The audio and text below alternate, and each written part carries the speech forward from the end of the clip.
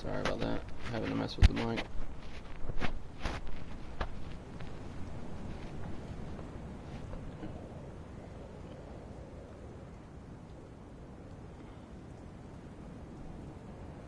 For our intro.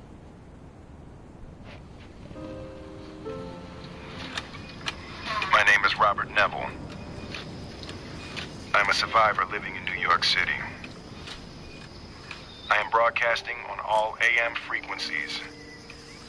I will be at the South Street Seaport every day at midday, when the sun is highest in the sky. If you are out there, if anyone is out there, I can provide food, I can provide shelter, I can provide security. If there's anybody out there, anybody, please, you are not alone.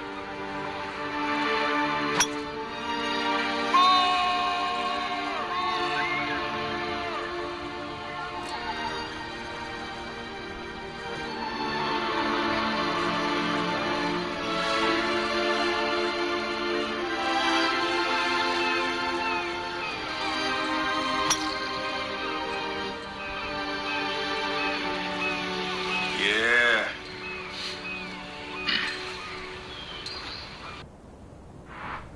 Welcome to Coast to Coast.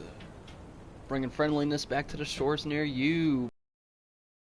So a little announcement before we play our next part of our intro. We are looking to make the white armband a signifier of being friendly on the coast. I repeat, a white armband if you are friendly on the coast. That is what we're looking for. I remember when we first started the server, you could actually talk to people, but I don't know what's happened, but y'all have turned into animals. Nothing but animals. Swing on every person you get the chance to. It's ridiculous. We have to do better, gentlemen. We have to do better. You choose what you want to do. You got to be the difference you want to see in your community. You feel me?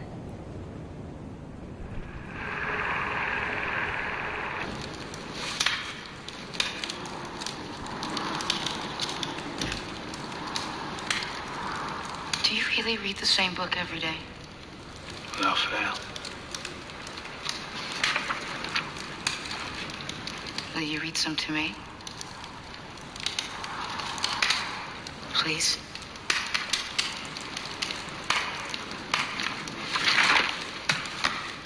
The Lord is my shepherd. I shall not want.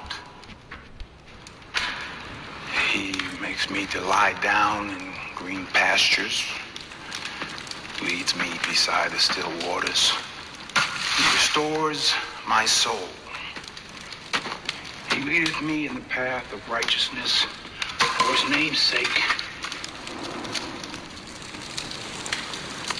Yea, though I walk through the valley of the shadow of death, I will fear no evil, for thou art with me. That's beautiful. You like that? Did you write that? Yes, I did. Really? No. No. No, that was around a long time before you and I got here, that's for sure.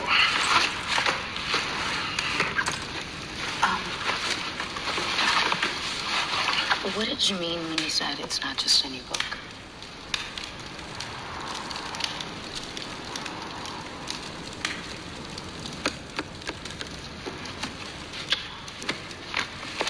It's the only one. Really? After the war, people made it their business to find and destroy any that the fires didn't get already. Some people said this was the reason for the war in the first place. Anyway, it's the only one that survived.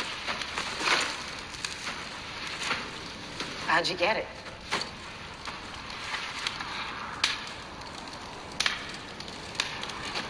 They said that the war tore a hole in the sky. You probably heard the stories. Yeah. Tore a hole in the sky, sun came down, and burned everything. Everything and everybody. You were lucky to hole up and hide in a place like this or underground. Most people weren't lucky. So, a year later, we started coming out, and people wandered around, and not knowing what I was going to do, trying to find a place to survive. One day, I heard a voice. It's hard to explain, but it was like it was coming from inside of me. But I could hear it as clear as I could hear you talking to me now. What did this voice say? It led me to a place where I found the book, buried under some rubble. The voice told me to carry the book out west. It told me that a path would be laid out for me, that I'd be led to a place where the book was safe. It told me that I'd be protected against anyone or anything that stood in my path. I've been walking ever since. And you did all that because a voice in your head told you to. Yes, I did. I know what I heard. I know what I hear. I know I'm not crazy. And I know I would have never made it without help. What's that? One question too many. Go to bed. We got an early start.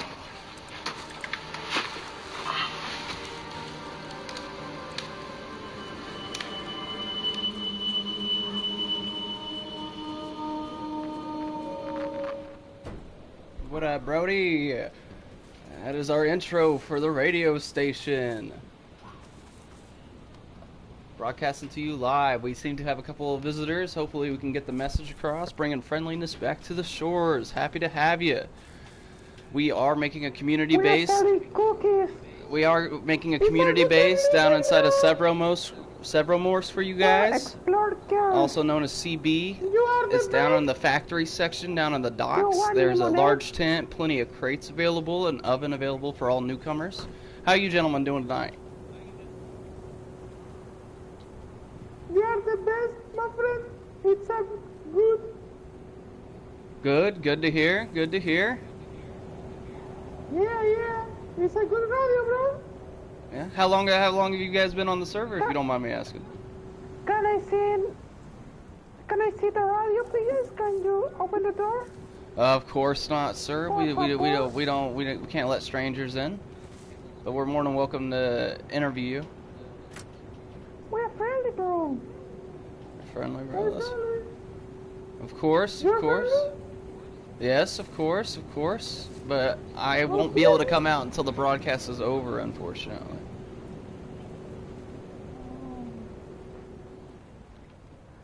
Okay. If you give me one number of the good luck, you're gonna win 1,000. I don't know. Something. Unfortunately, I cannot do that.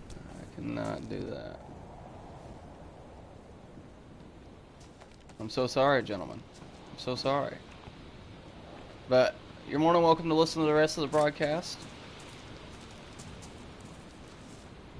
Thanks for stopping by, making the coast friendly again. We're making white armbands to signify that you're friendly. White armbands stand for friendliness. We're trying to keep the starter towns the no-kill zones. I only have a knife. I don't have a weapon. And to commemorate this great moment, we're going to go ahead and play another clip for you guys. I remember this great moment. It's a good podcast, bro. Goodbye.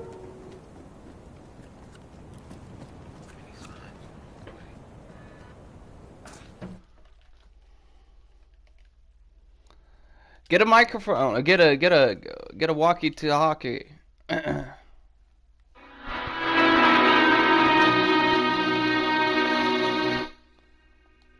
You guys gotta get a walkie-talkie though. You gotta get a walkie-talkie, and you'll be able to tune in and listen anytime. 102.5 daily, 8:30 to 9:30.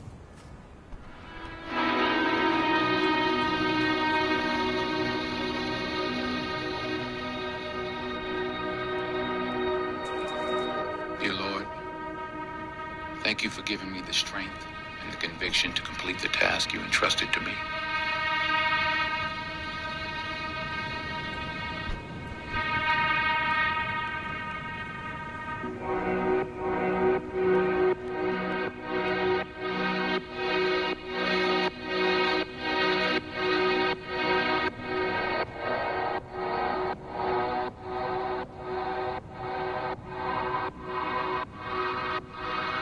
Thank you for guiding me straight and true through the many obstacles in my path.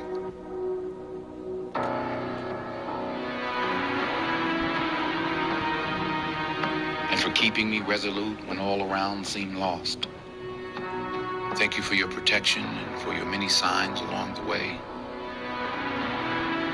Thank you for any good that I may have done. I'm so sorry about the bad. You don't have to leave, you know. You're very welcome to stay here. You'll be perfectly safe. Thank you. But this is something that I have to do.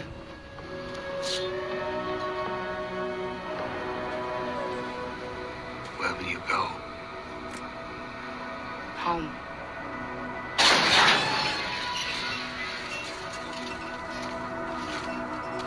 Thank you for the friend I made. Please watch over her as you've watched over me.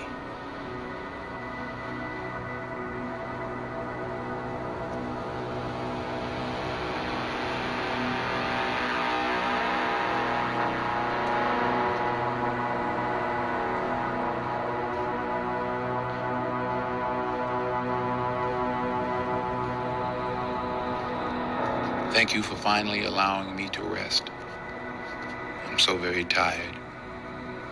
But I go now to my rest at peace, knowing that I have done right with my time on this earth.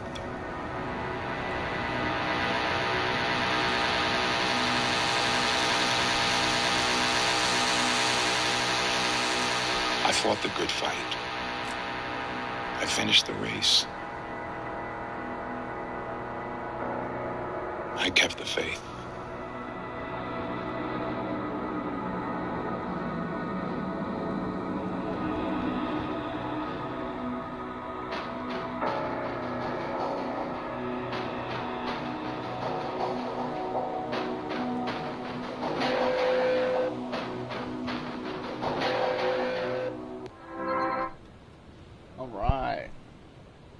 That concludes our intro. We're going to go ahead and move on to the Dayz tip of the day. So, when making a fireplace, instead of wasting all your time crafting the fireplace, what you can do is you can lay a piece of bark on the ground anywhere you choose to have the fire and light it with matches or a lighter. And if it, most of the time it'll catch fire, and then you just attach the logs or the woods to it. It saves you a lot of time, and also allows you to place it in better spots. A little bit easier, a little bit niftier. That's our Dayz tip of the day. Now we'll be moving forward to our scripture passage before we finish out with our Mel story. We're going to be starting off in the Gospels. We're going to go ahead and go with John chapter 1 today. And then tomorrow we'll move on to John chapter 2. And slowly together, all of us will make it through it. The whole Bible. John chapter 1 verse 1. In the beginning was the Word, and the Word was with God, and the Word was God. He was in the beginning with God. All things were made through him, and without him nothing was made that was made. In him was life, and the life was the light of men. And the light shines in the darkness, and the darkness did not comprehend it. There was a man sent from God, whose name was John. This man came for a witness, to bear witness of the light, that all through him might believe. He was not that light, but was sent to bear witness of that light. That was the true light, which gives light to every man coming into the world. He was in the world, and the world was made through him, and the world did not know him. He came to his own, and his own did not receive him. But as many as received him, to them he gave the right to become children of God, to those who believe in his name, who are born, not of blood, nor the will of the flesh, nor the will of man, but of God. And the Word became flesh and dwelt among us, and we beheld his glory, the glory as of the only begotten of the Father, full of grace and truth. John bore witness of him, and cried out, saying, This was he of whom I said, He who comes after me is preferred before me, for he was before me. In his fullness we have all received, and grace for grace.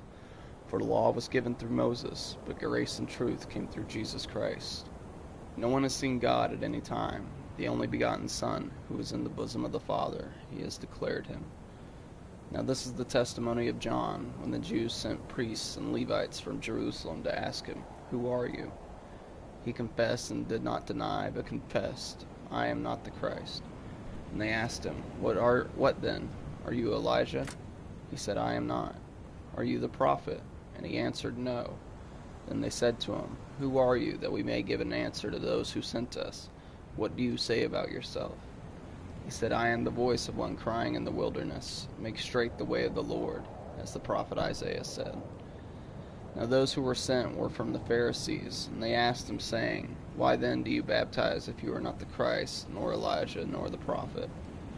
John answered them, saying, "I baptize with water, but there stands one among you whom you do not know. It is he who, coming after me, is preferred before me, whose sandal strap I am not worthy to loose." These things were done in Bethabara beyond the Jordan, where John was baptizing. The next day John saw Jesus coming toward him, and said, "Behold, the Lamb of God who takes away the sin of the world. This is he of whom I said, 'After me comes a man who is preferred before me, for he was before me.' I did not know him, but that he should be revealed to Israel. Therefore I came baptizing with water." And John bore witness, saying, "I saw the Spirit descending from heaven like a dove, and he remained upon him. I did not know him, but he who sent me to baptize with water said to me, 'Upon whom you see the Spirit descending and remaining on him, this is he who baptizes with the Holy Spirit.' And I have seen and testified that this is the Son of God." Again the next day John stood with two of his disciples, and looking at Jesus as he walked, he said, "Behold, the Lamb of God."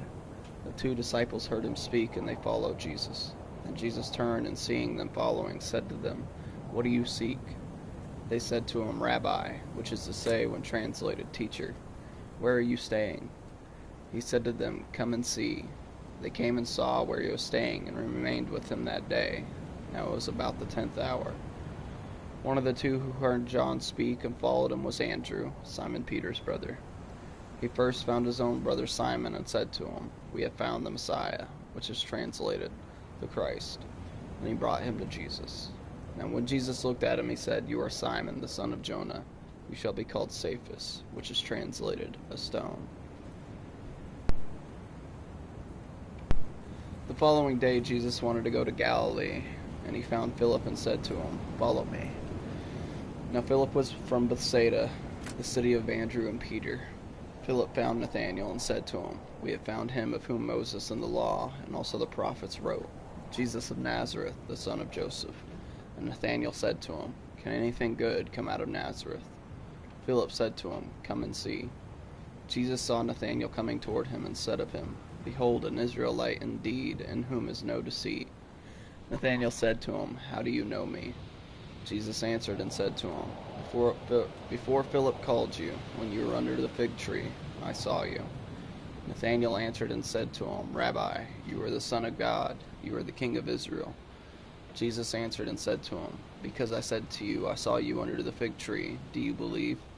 You will see greater things than these." And he said to him, "Most assuredly, I say to you, hereafter you shall see heaven open, and the angels of God ascending and descending upon the Son of Man." John chapter 1. That's it for John chapter 1. I hope you boys enjoyed, found some wisdom in that. Let's see here. Battery's still running pretty good. We're going to go ahead and switch it out for our next segment.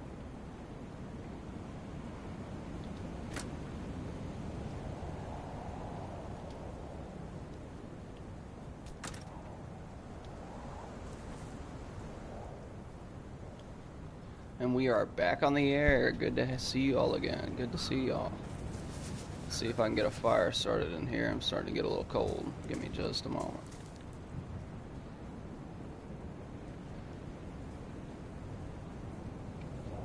Nope, it appears we are SOL, but that is quite alright.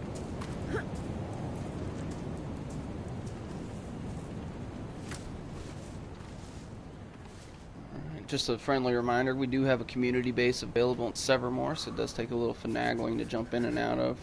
We're hoping to get rid of the gate soon, so it's open to the public. It's easy to get in and out, though.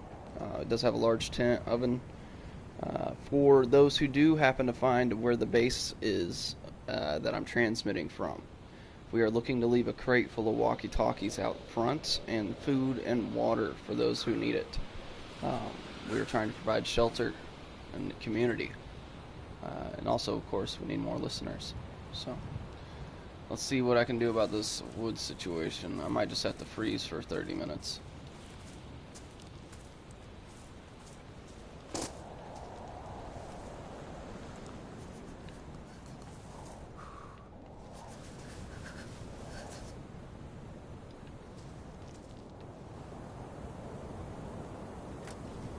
Oh no.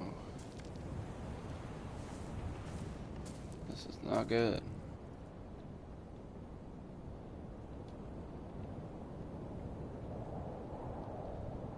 This is not good at all. Sorry to interrupt you all like this, but boy, it's freezing to death. I did not plan this through.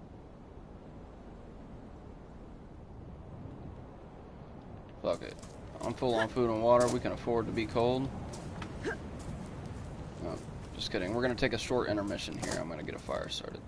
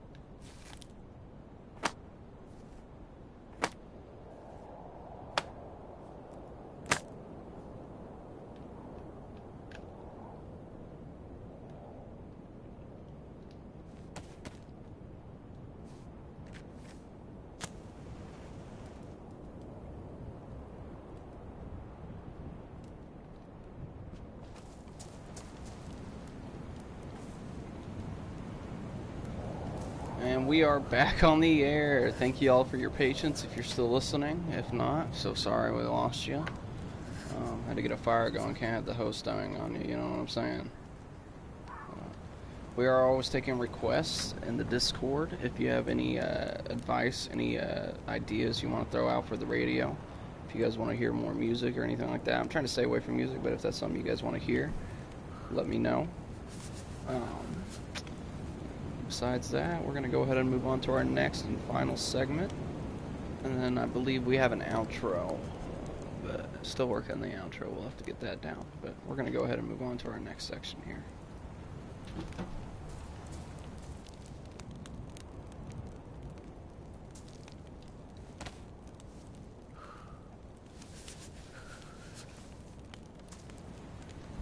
Just a moment, fellas. Just a moment.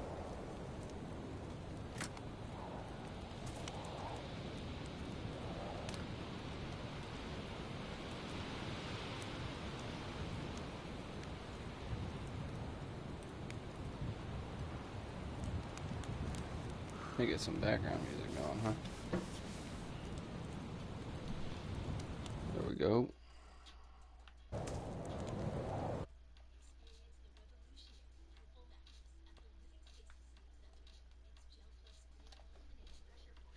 Fishing reels went out there and started letting the line down. I figure after one... Did you weight the line? Oh, yeah. There's in fact, the original... Here we are, Mel's Hole, coming at you live.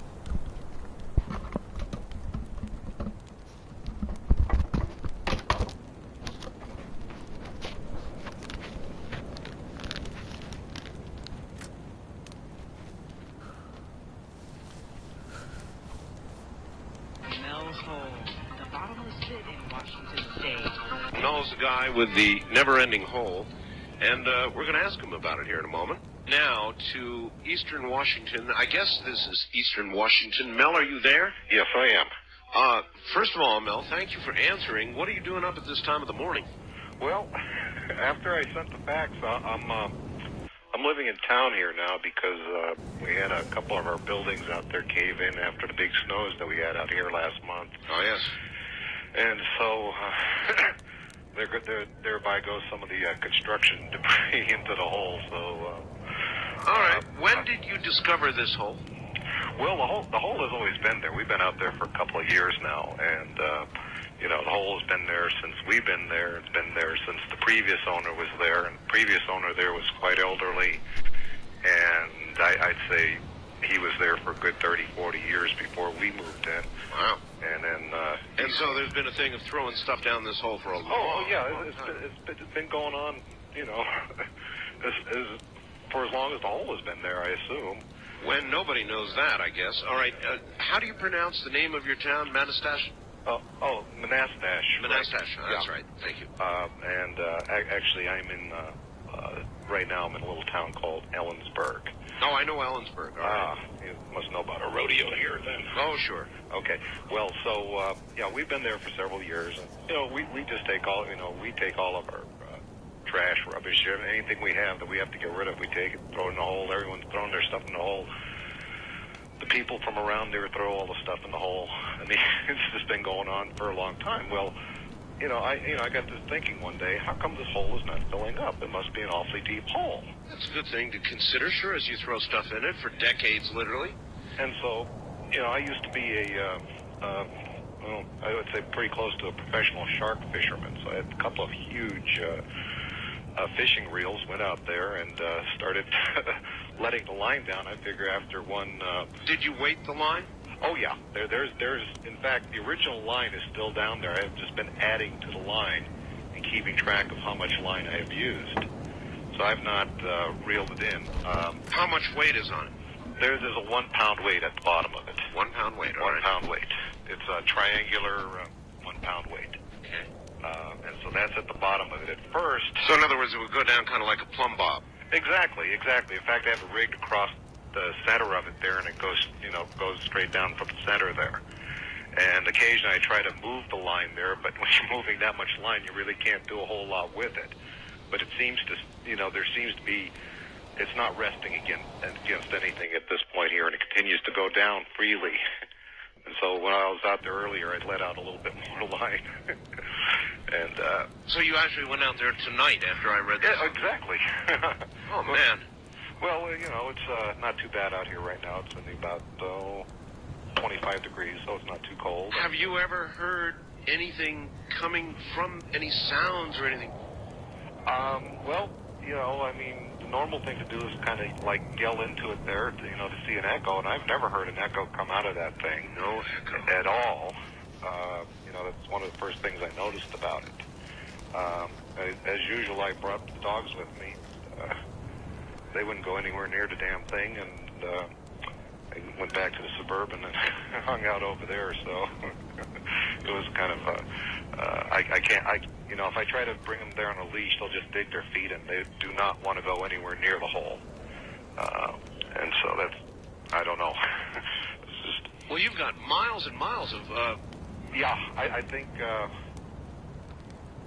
I'm measuring it by feet. I convert feet to yards, so I don't know how many miles that is. I assume it's a fair number of miles, though. Well, 5,280 feet is a mile, so you really think you've got 80,000? Yes, yeah, I get line in 5,000 yard spools, and so I've gone through that many. Well, you have got a hole then that goes, well, you can't say to the center of the earth, but you've got a hole that goes miles and miles and miles into the earth. I would think a university would be out there, boom, just like that. Well, my wife does work for a local university here, and, we've been talking to them about it, and one of the things is they find it quite incredible that I've let that much line into the ground, but that's what I've been doing. Have you ever thought of winding it all back up again? Well, when I let out the first 1,500 yards of line, I reeled all of that back in. Yeah. And I wanted to know if I hit water down there, because I thought that's a lot of feet. You bet. That's 4,500 feet of line. Did I hit water? So I did. What I did is I sent down a roll of lifesavers. Lifesavers? Yeah. So when it hits the water, the lifesavers will dissolve. That's true. Oh, I see. So very smart. So yeah, it's an old shark fisherman's trick there. We used to send our bait out on a balloon attached to a roll of lifesavers, and the bait would go out into the ocean on the tide. Yeah. And then eventually the lifesavers would melt, and the bait would fall to the bottom. You couldn't cast a big old mackerel out there that far. So, what do you got any guesses? I don't. I have no idea. I thought it could have been a mine shaft, but the thing about it is the surface part of it's been very well cared for. I mean, someone built a very lovely wall around it. And all right, tell me about the nature of the side of the walls. In other words, you must be able to look down far enough, at least, to examine the side of the walls. Sure, it's stone for about 15 feet down. Yeah. And then after that, it's soil, dirt, and then further down rock. So but I can only see to the extent of really powerful flashlight. I brought halogen lights out there to try to get a better look down there, but the visibility really isn't there. You cannot see much after a while. But it's George and Junior are fed up. They weren't planning on having to replace their brake.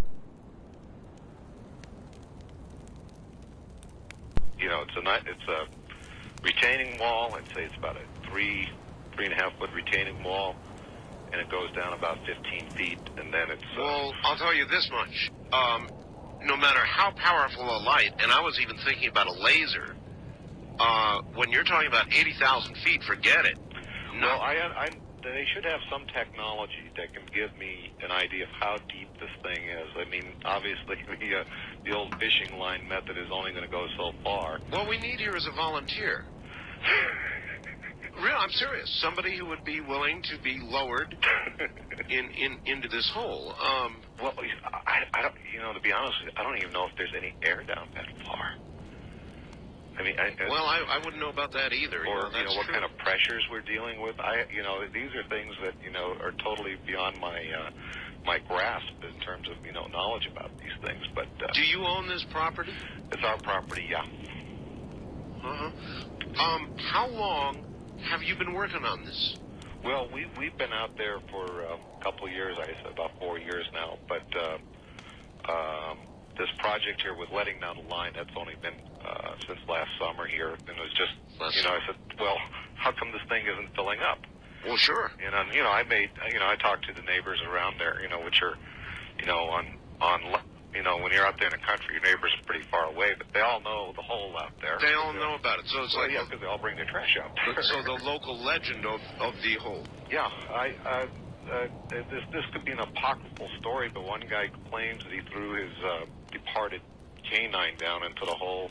Oh, really? And he swears. Well, the story is the guy that did it swears the dog actually came back to him, and he was a hunter. He was a hunter. The story is that he was a hunter, and he was out there hunting, and he saw the same dog. He had the same collar. He had the same little little metal thing on his collar there, and he said it was the same dog. And he says he knew he threw the dog into the hole. But that's not that's not my dog. That's not my. It's not your story, but it's a story of a resurrected dog. Yeah. This is as you can well imagine, this is all Native American land around here, and so one of the lines of inquiries I'd like to make is is there anything about this hole in regards to the Native Americans? That's something I haven't really pursued right now. But if you had a fatal disease, Mel, would you jump in the hole? I would. You would? Based on the dog story? It is in my will. What? Should I meet my demise, that you would be thrown in the hole? Disposed of into the well. I'm not sure the health department would allow that. Well, one of the things that I thought about later on is, what if this is like contaminating our water, And, we've had, I'm sure you do this out there in Pahrump, too. Well, you have your water checked all the time. Well, yeah, no personal offense to you, Mel, but if there was a possible contamination problem, I'm sure you're a clean guy. Yeah. But, as you deteriorated, you would possibly produce E. coli or something horrible in the local water supply. Well, again, so far it hasn't. If you weren't resurrected. I mean, the water around that area is absolutely pure water. It is, And so nothing thrown down, all the old junk and trash, and nothing has polluted the water. No, I mean, I can't speak for everything that's been thrown down there, but none of that has been showing up in the water that people draw from their wells. I mean, the water's as clean as it's ever been out there. I mean, we get water that comes off the Cascades or something. Yeah. It's just really great. It's really wonderful water. Mel, you wouldn't be pulling my leg. No, I'm not. And I'm one of the reasons that I went out to the property tonight, other than it just it's something that weighs heavily on my mind. I was afraid that after I sent the fax out, that there would be people around there because it's... Well, there may be, but we have not identified specifically where it is. Well, there aren't, as far as I can tell, too many big holes like that around. And so at least the people in my neck of the woods are familiar with it. And I kind of almost expect to see a small party of people. Well, there may be. Now, I mean, come daylight, there may be, but remember, folks, this is private property. This is Mel's home. It is posted, too. Oh, it is? All right. Well, there you are. So without knowing exactly where it is, I wouldn't look for that to occur, but there is going to be substantial curiosity about it now, Mel. Well, I think I've, Parents, when you visit California, childhood rules. Let you know as much as I know about it. I certainly want to find out more. I'm mostly curious. I was mostly curious about the depth of it. I mean, how deep is the deepest hole anyone has ever found? Well, I've never heard of anything deeper than this. I thought maybe this would be like Guinness World Book of Records type hole here. And as far as things I thought it would be like. It could have been like an old mine. Well, now, here's a couple things to think about. I've heard as you go down into the earth melt that it gets hotter. Ooh. Right? So you Yes. would think that your fishing line with a weight on it at some point would melt or, something. But there's still weight on it, huh? Yeah. The line is not moving freely. I mean, it still falls under its own weight. Oh, that's amazing. Let's let some of the audience ask you questions. Okay, I think I can do that. All right, because I just might be missing something. Wildcard line, you're on the air with Mel. Hello. Hi, Art. This is Dave in Milwaukee. Hi, Dave. Yeah, I was listening to this. Very interesting. Yeah, it is. I just wanted to let you know, I looked up in the encyclopedia, and the Marianas Trench, which is the deepest hole we know about. That's in the ocean, right? Right, is 36,000 feet deep. So this is, certainly over double that already. Right. And it also says, under mining, that with current technology, we can only go down about 1,600 feet. Wow. That's great. That is great. So you've got something here that already qualifies for Guinness. That is wonderful. Yep. Oh, So, gosh, I like that. That's great. You said 1,600 feet? That's what they said, yeah. 1,640 feet, it says, with current technology is about as Wow. deep. All right. Thank you very much for that information. So already we now learn that you may have a Guinness qualifying hole there, no question about it. Gee. But I want to know, inquiring minds want to know, I would think even if we just had somebody lowered past the 1,600-foot mark to see what's down there. That would be cool, but it wouldn't be me. You wouldn't do it? I wouldn't go down and no. At least not while you're still alive. Then I will, but I mean, for the time being, no. I understand. All right, east of the Rockies, you're on the air with Mel. What if the rope broke? Yeah. Well, that's true. Mel? Yeah, hi. Where are you calling from, sir? I'm in Austin, Texas. Austin, Texas, all right.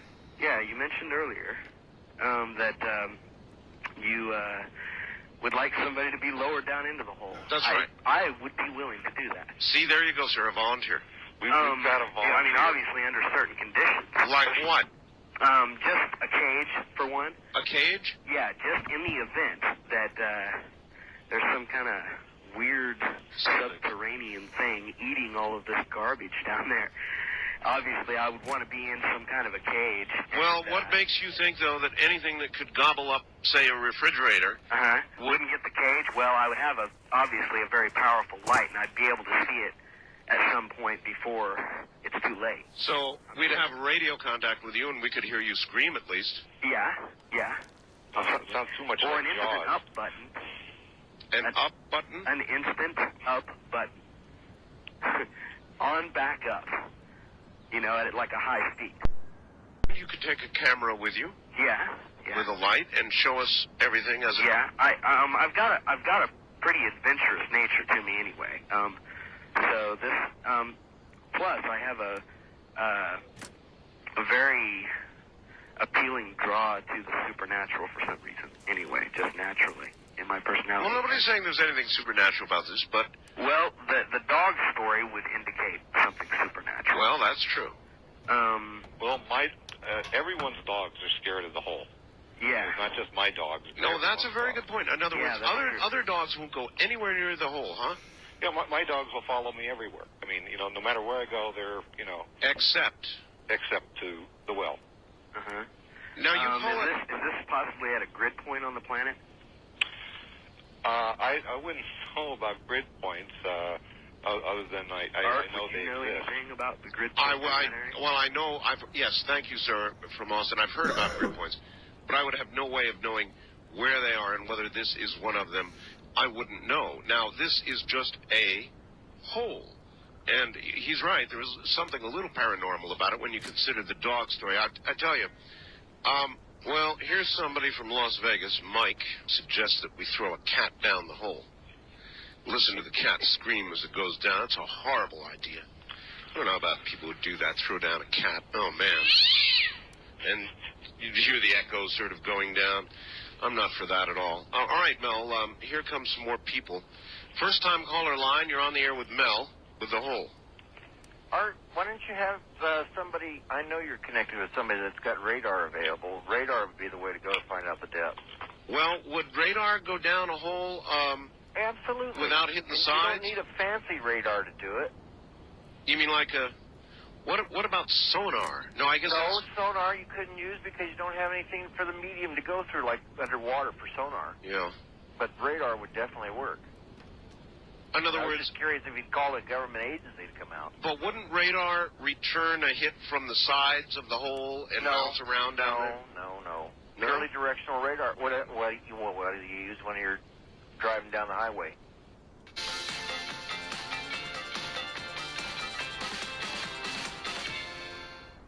Does your internet bill keep getting higher? Internet deals are full. Well, you use radar, but exactly.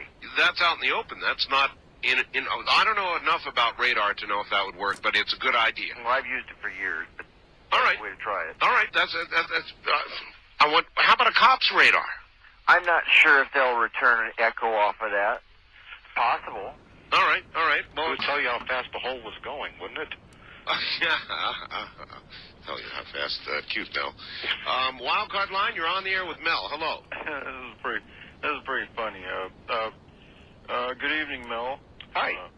My name is Barry. I'm just hop, skipping, and jumping away from you down here in Yakima. All right. I'm awful surprised I haven't heard of this before now. Well, now, Mel hasn't made this public as far as I know. Have you, Mel? No, it's just on my land. I see. So my neighbors know about it. Well, I mean, wait. This is the first public announcement of the whole? As far as I know, there's no newspaper accounts of it, not in the Daily Record or in the well, there will be now. Herald. There will be now. Well, as usual, you've heard it here first, folks, on our bill. Before I get serious, I just wanted to kind of lighten things up here and ask if you'd considered making a contract.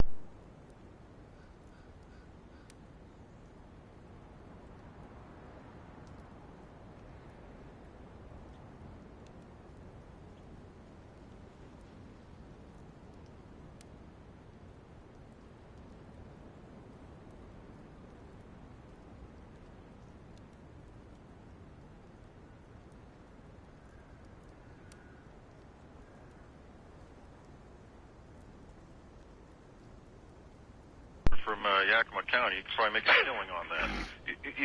I read an article in the paper how they wanted to close down our local dump out here, and I almost seriously suggested. Listen, here's another possibility for you. Do you know that I live near an area where there's supposed to be a high-level nuclear dump? Now, if this is really, in effect, a bottomless pit, whoa, you may have something that the U.S. government wants. So I could, rent this thing out. You're damn right. And move away as quick as possible. Well, anyways, I wanted to mention here, we've got... Thank you, brother. We appreciate that. Yes, sir. Yes, sir. I'm trying to bring friendliness back to the shores. That's the main goal. He said it's kind of cool that we're doing this. Yeah, we're trying to bring friendliness back to the shores. White armbands signify that. We got a community base up in Severmorsk, CB, for people free to use. But I'm gonna try and get some radios and walkie-talkies and food set outside. So people free to take them. Anyways, back to the story. Sorry for the interruptions. Got many mediums of technology, and the gentleman who suggested radar, I think, was onto something. Mm-hmm. Say for instance that Guinness came out and was gonna, they're pretty thorough with their investigation before they're gonna print you. Yeah, that's but true. anyways, maybe the way to go is to have someone lower in a sensors package, which is something that measures for noxious gases, temperature, and I'm sure they could focus a radar, probably pencil thin, and just hook it up to an endless supply of cable and lower it down. I think that'd be awful interesting. Look, I'd be interested, even if we don't get a hold of the guy from Austin, to lower a camera and a light down. You know, when I was out there this evening, it's kind of a sort of a full moon out there, and one of the things that occurred to me is maybe this has some sort of astronomical type thing. What do you mean, Mel? Another thing to mention, sorry to interrupt, is, for the viewers, Vanilla plus Sakahl is the largest Sakahl map server in existence on PlayStation whatsoever. It's the only map that's consistently has 50 pop. The highest it gets on official and everywhere else is about 25. So, if you're looking for a place to play Sakahl on PlayStation, this is it. Well, you know, it's like, you know, how, the various pyramids and things in Egypt, you know, are supposed to be lined up on various star systems or whatever. Well, was it a thing like where the moonlight was shining into the hole? Well, no, but I just, happened to notice, the full moon, and all of a sudden it just sort of put two and two together there, you know. You've never felt drawn to the hole, personally, have you? I mean, in terms of, you mean in terms of some sort of spiritual involvement, or no, suicide? No, suicide. No. I keep the lid on it there because it's an attractive nuisance. You wouldn't want local kids there climbing on the wall and falling in. There's actually no way of knowing whether people have gone in. Yep, it's free to join, free to play. Discord available as well. There's a kill feed, weekend heat maps, stats and leaderboards. We're actually doing weekly interviews with the top players from the leaderboards. We have one set up for Wednesday. He's number 3 in most kills, number 2 on the kill streak of 49.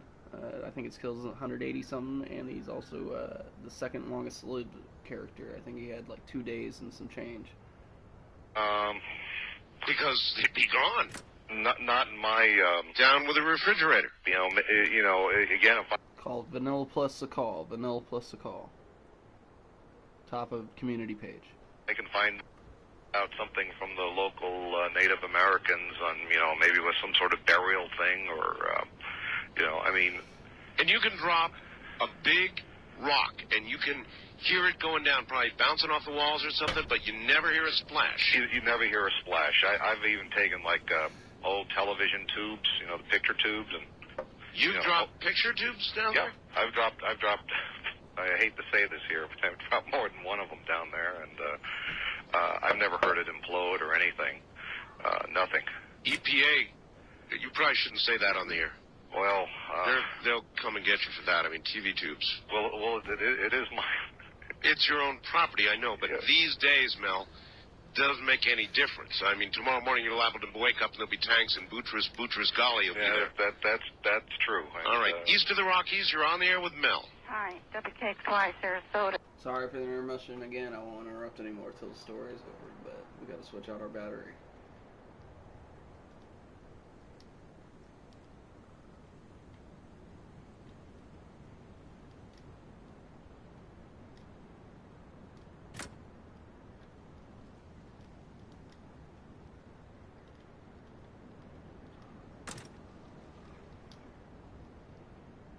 We are back on the air.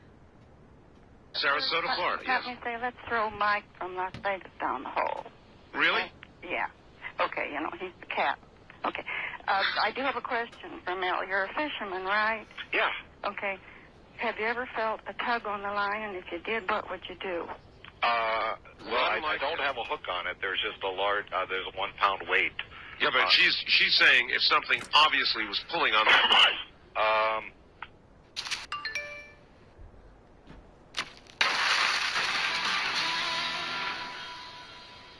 Taco Bell's Lux Boxes. Choose from What would I do? Yeah. I'd run. Yeah. I'd seal that damn thing up, and I'd never get near it again. Yeah, I'd put the lid down on it at that point there and say, that's it, the dump is closed. And at any point, did you ever pull up the weight and look at it? Yeah, I asked that too. The first series of letting down line, when I got about 4,500 feet down there, I had a roll of lifesavers down on the bottom to determine if there was any water down there. And of course, if those water, the lifesavers would melt. I didn't do that. But since that time, I've let the line continuously go down. I've just spliced onto the end of the line and continued. Yeah, just trying to find out where the bottom is. Yeah, that was my main question. It's like, how deep is this thing? Where does it go? You know, well, it goes into the earth, but you know, how far does it go before it'll stop? You know. All right, thank you, ma'am. I think that a light and a video camera. I mean, Mel, you could have a special. As you got down past, what did they say was the deepest hole? 1,600 feet? 1,600 feet. As you got down past 1,600 feet, you'd have a network special on your hands, Mel.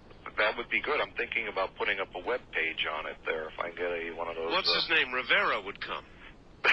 and they'd lower him into the hole. Only if we were all lucky. West of the Rockies, you're on the air with Mel. Hello. Yeah, this is Terry from Bremerton. Hello, Terry. Oh, you're up in Washington again, yeah. You're right. Well, I was wondering about how much does 15 miles of fishing line weigh? Think about it. I have no idea. I'm just letting that sucker go down. I have not reeled What if you've already hit the bottom and you got a pound of fishing line on it? That's right. Letting it down. Yeah, I should should hit the bottom. I should weigh one of those spools because I'm getting them in 5,000 yard spools. Yeah. And so I should weigh a spool and sort of deduct the cost of the spool itself and see what that would add up to in terms of how much that weighs. So in other words, it could have hit bottom some time ago, and simply the pure weight of the line. Right. It doesn't feel like it is reached bottom there. There's no slack in the line. But even so, well, there might not be with that much weight. But you know, even if that's true, caller, think about it. He's still got the deepest hole ever heard of in the world. Yeah, he does. But the weight of the line would keep pulling the line down. Yeah. But there would be so much line down there by then. But what pound test line is it? I'm using 20 pound. I couldn't afford to go much you have higher. 20 pounds of line on it already? Pardon me? Do you think you have 20 pounds of line in the hole already? I'm sure there's more line than that. It will break by then. You know, we're talking how many? There must be a lot of tension. I have about 20 spools of line. A lot of tension on that. Yeah. 20 spools of line on there. Wow. And it's still hanging on there. You know, I'm you know, that weight continues to go down. I don't know if there's a way of weighing that thing, you know, as it is. Yeah, I was just interested in how much the line would weigh itself. I could probably do that. You know, get one of those hanging scales. Sure. And the spring operating stuff and just sort of knot it off up there. Yeah, why not? It's worth a try. And the other thing that's worth a try, I suppose, although you'd be cranking for a long time, would be to crank it back up again. Well, no, I could just weigh like one spool of line and multiply it. I think I'm up to about like 18 spools of line right now. So, you know, it wouldn't be too hard to get a weight on it. All right. You'll report back to us on that? Yeah, I can. Sure, definitely. All right. Yes, definitely. All right. First time caller line. You're on the air with Mel. Hello. Yes. Hi. Where are you? I'm Bellingham, Washington. Yes. Oh, Washington again. Yeah. Yes. I was wondering, what was the Mel said that he had a triangular 1 pound weight on the end of the line. You're right. Yeah, I was wondering what elements was that weight, or is that weight composed of? It's a standard lead fishing weight. You know, you were talking earlier, Al was talking earlier about the heat when you get deep into Well, I was speculating. You know, I saw the movie with Pat Boone about the journey to center of the earth. It was supposed to get hot when you go down, right? Mm-hmm. Yeah, and also, what about the magnetism? You know, that's a factor you consider also. The magnetism? Yeah. You're off into a territory that I can't answer. Mel, are you you're gonna contact your wife works for a university? Yeah, a local university. Have they? I mean, did she tell them about this? And if so, what did they say? Well, the people she talked to, because I nag her about it occasionally, say they're telling her you don't have a whole day that deep, you know. So in other words, they don't believe her. No. What I'm trying to do is, you know, kind of entice them out there and just bring something out there to measure how deep it is. Well, Mel, would you be willing to talk to like newspaper people or television people, they're crazy. They'd send someone down there. Well, hey guys, back at the playground again, huh? Yep. You know what this playground... I know I'm talking to a lot of people on the phone right now and on the radio, but I am not sure if I'd want to have a TV crew and a So you're not sure you want that kind of publicity? No, I mean, I.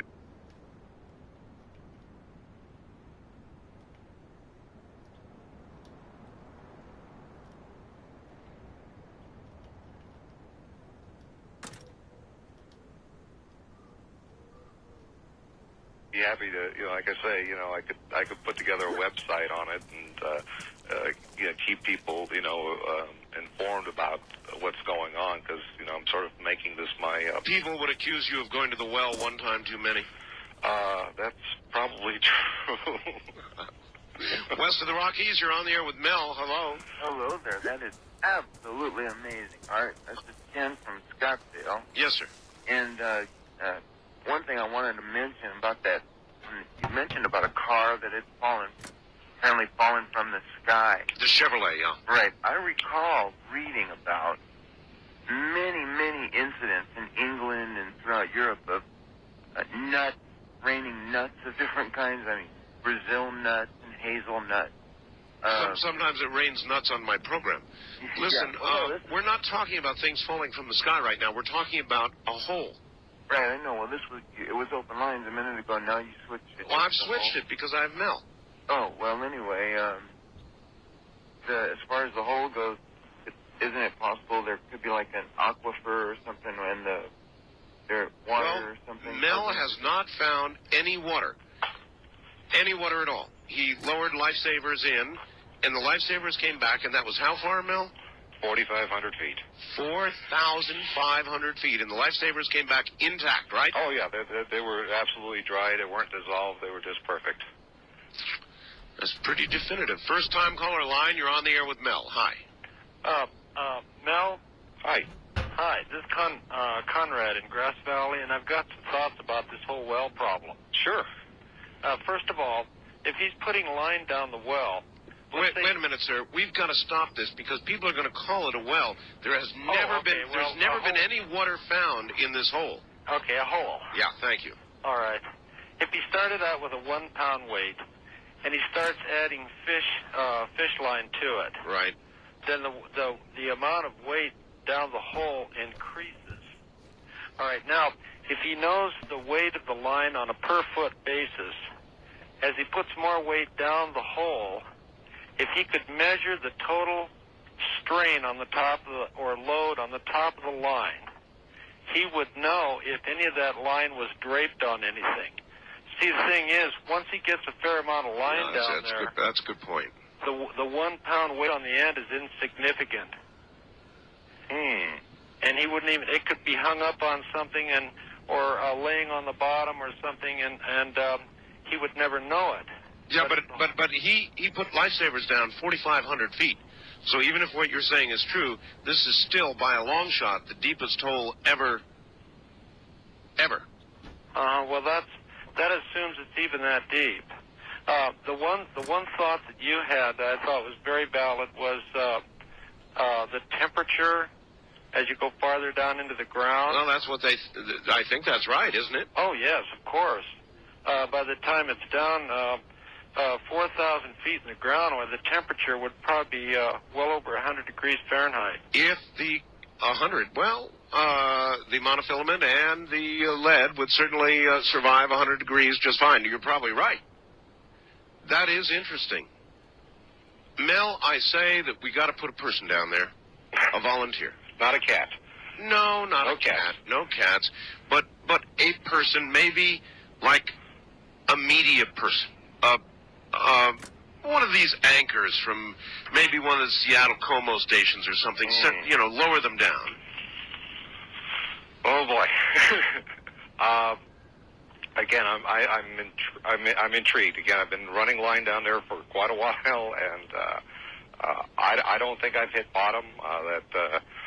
The weight seems to be hanging plumb over there, and like I say, we've been throwing things down there for a long time, and you know, this hole has not filled up.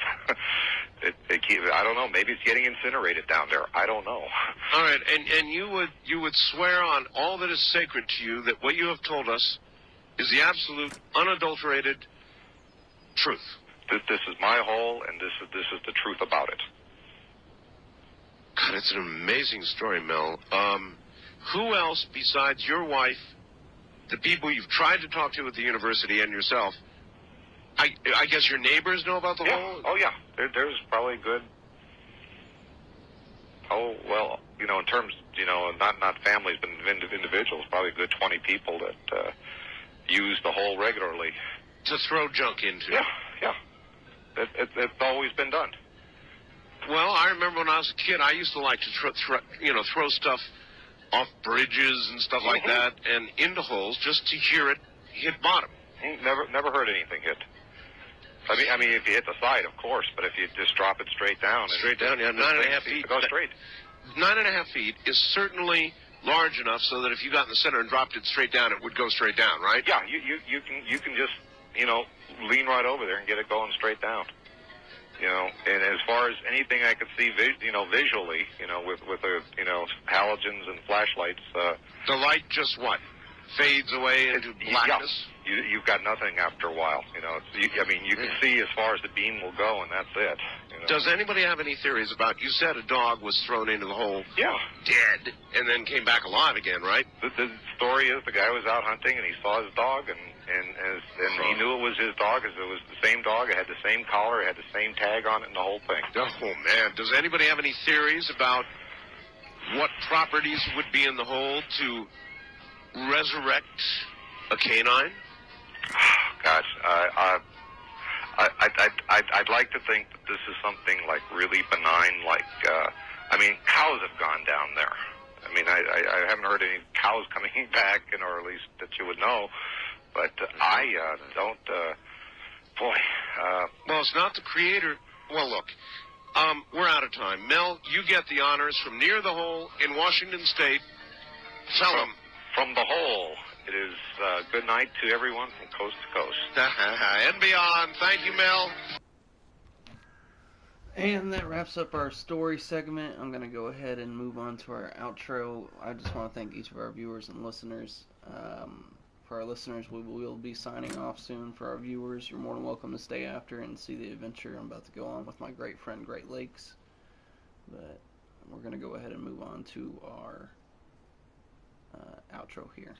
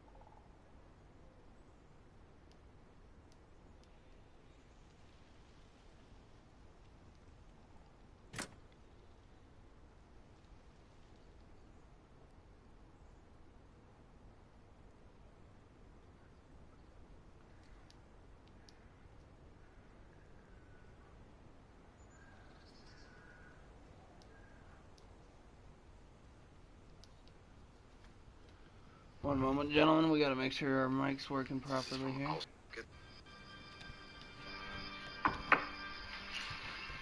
May I? Yeah. Can't sleep? Get the jitters, I guess. Me too. Can I ask you a question? Just one? Why me? I suppose that is the only question that matters. This is from Augsburg, my city. So many people forget that the first country the Nazis invaded was their own. You know, after the last war, my people struggled. They felt weak, they felt small. And then Hitler comes along with the marching and the big show and the flags and he hears of me, my work, and he finds me. And he says, you. He says, you will make us strong. Well, I am not interested. So he sends the head of Hydra, his research division, a brilliant scientist by the name of Johann Schmidt. Now, Schmidt is a member of the inner circle, and he is ambitious. He and Hitler share a passion for occult power and Teutonic myth. Hitler uses his fantasies to inspire his followers. But for Schmidt, it is not fantasy. For him, it is real. He has become convinced that there is a great power hidden in the earth, left here by the gods, waiting to be seized by a superior man. So when he hears about my formula and what it can do, he cannot resist. Schmidt must become that superior man.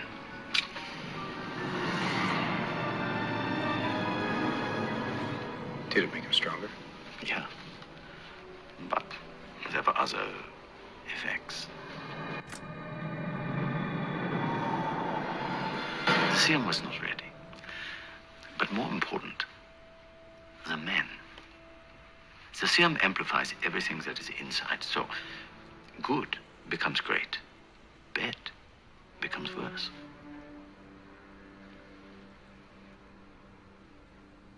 This is why you were chosen. Because a strong man who has known power all his life may lose respect for that power.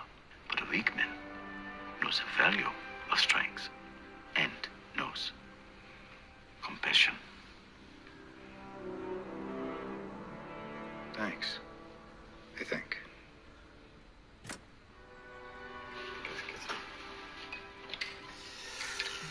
Whatever happens tomorrow, you must promise me one thing.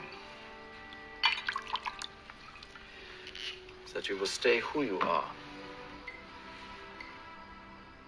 Not a perfect soldier, but a good man.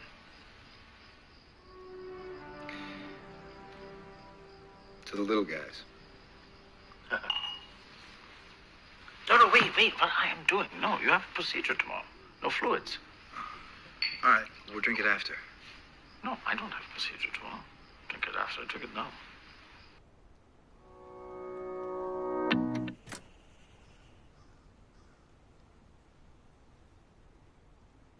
And just because, you know, even if you guys heard it again, I want to hear it one more time, just for the last time, you know. This fight ain't over. Not that.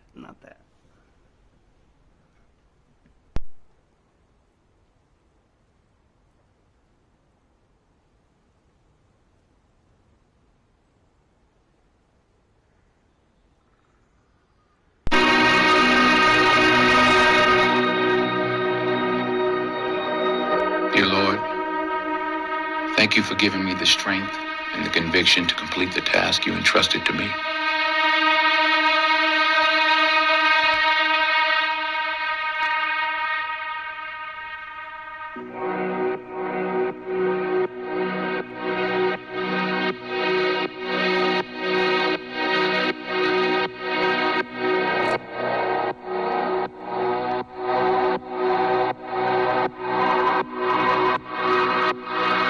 Thank you for guiding me straight and true through the many obstacles in my path.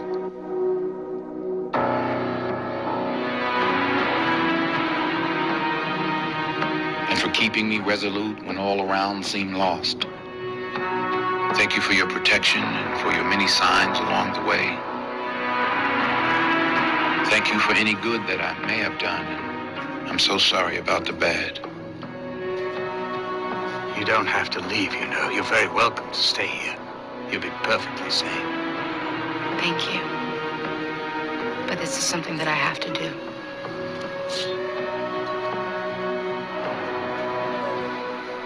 Where will you go? Home.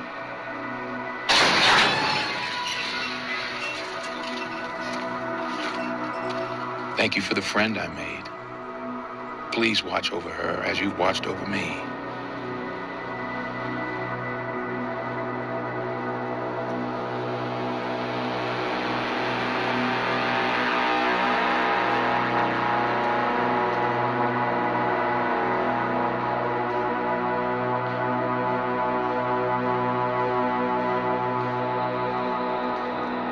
Thank you for finally allowing me to rest.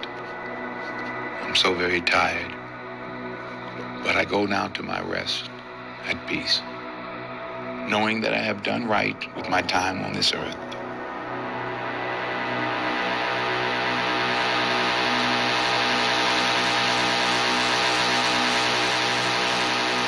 I fought the good fight. I finished the race. I kept the faith.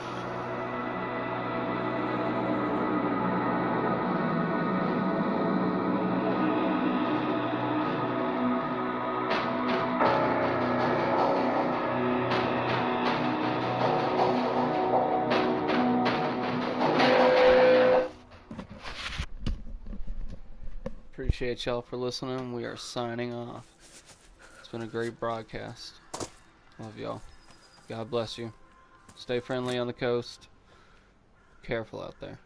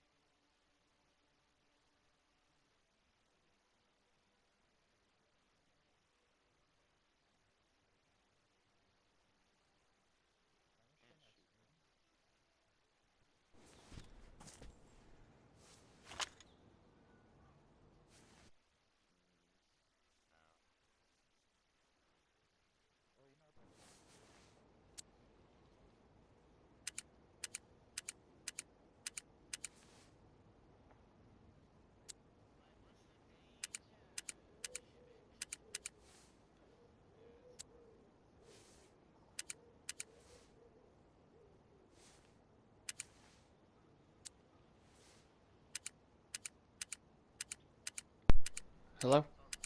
Oh, I've been muted. What's good?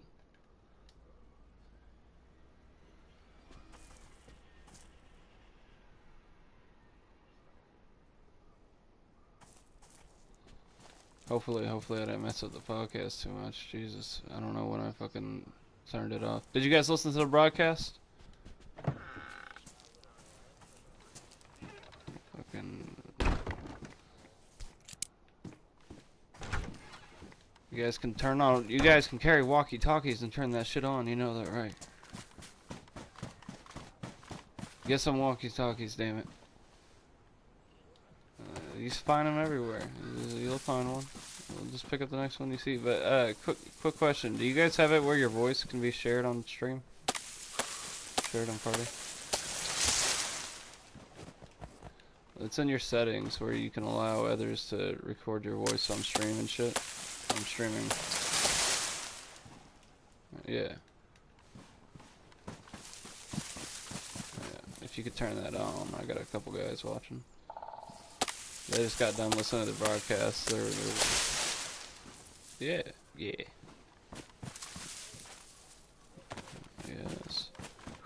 Yeah, it's awesome. I'm surprised I got a couple viewers. They're commenting and stuff. One of them said he wants to join the server. Yeah, they listen to the broadcast. Yeah. Yeah.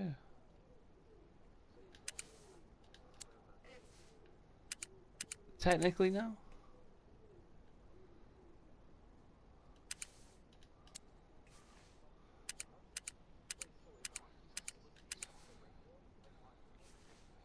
Yeah, on any radio. On 102.5. Like on the game, but I'm also streaming like to YouTube at the same time. Yeah. Oh yeah, but the walkie-talkie for the memes, for the culture.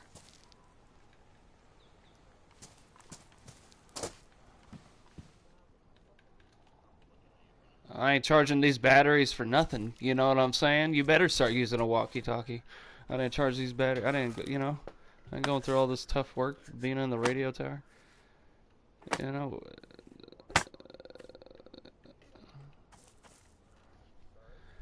Yeah. My man. Yeah, I'll get you a walkie-talkie. There's a walkie-talkie in base, actually. Yeah, I left it there. I'll be on tomorrow.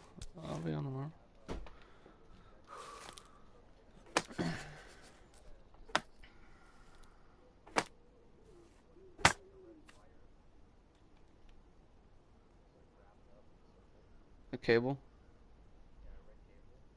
What about it? Where's the generator? Battery charger? I need that. Where's it at? Where's it at? Where's it at? Yeah, I need that. What do you mean I got finished? Server name is Vanilla plus Sakahl on PlayStation.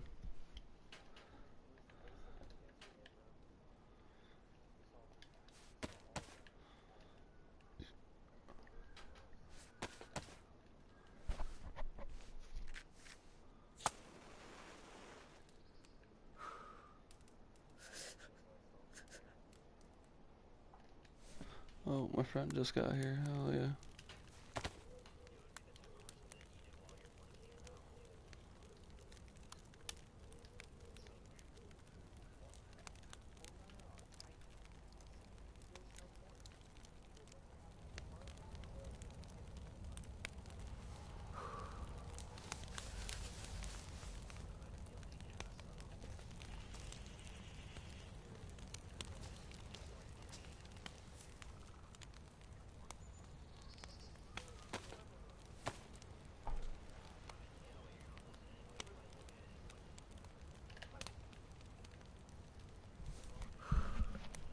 What up, big dog?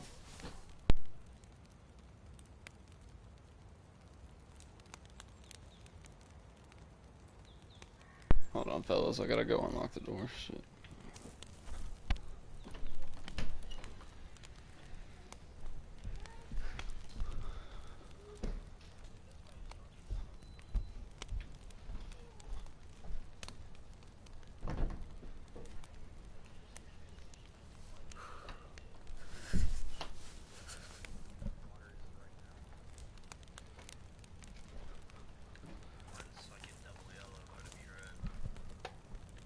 Shit, if you boys come to CB, I got a fishing pole.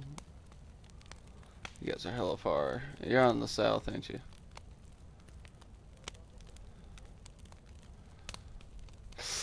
Ooh, I gotta wait for my buddy Prince first. I gotta get some food for him. He's starving. Oh, I gotta get ate up. Where are you doing the raid at? Can you wait a little bit?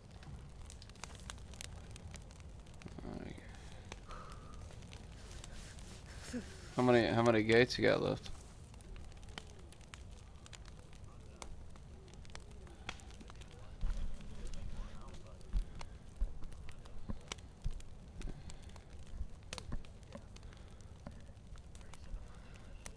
Why?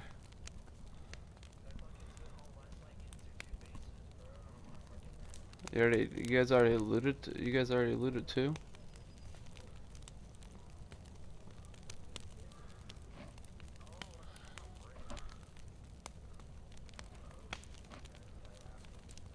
Is there a lot of stuff in there? I got some Explo we could use.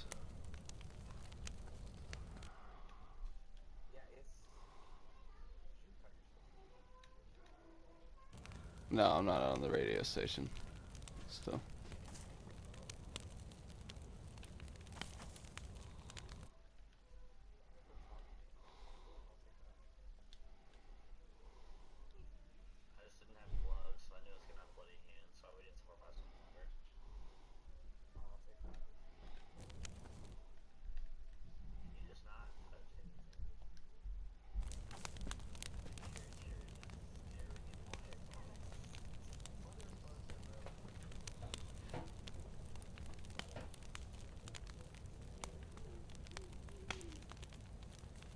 You guys got enough? Do you guys have enough bullets to get through the gates, or should we grab some explode? Should we grab some grenades?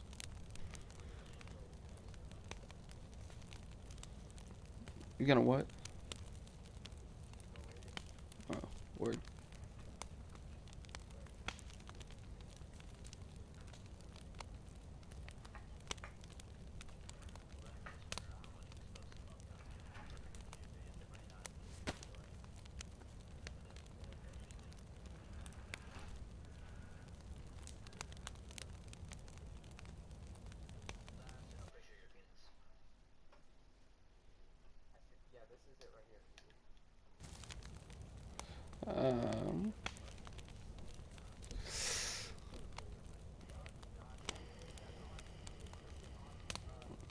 We'll have a call-in section if you can get a field transceiver.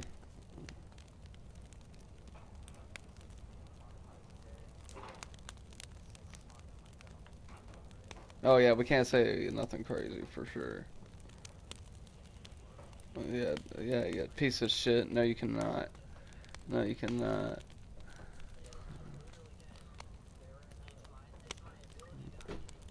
Please do not. Please do not. No!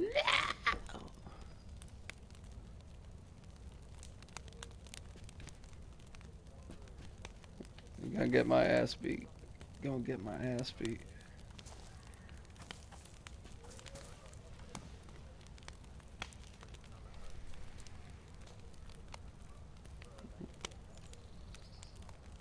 You wanna stream your Dayz adventures.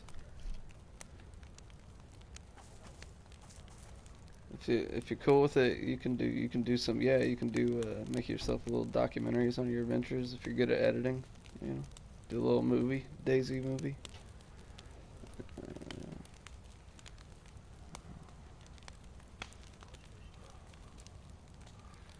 Boys, I need you to adjust your audio sharing settings.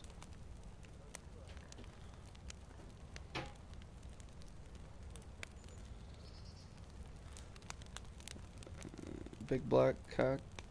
Is that what you just said?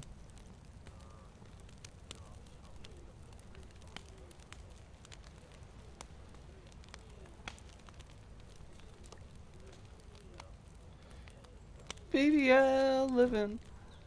BBL living.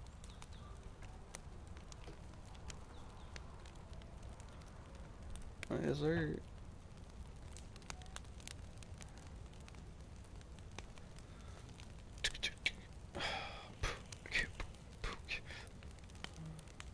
Me too. Need that cake. Need the cake.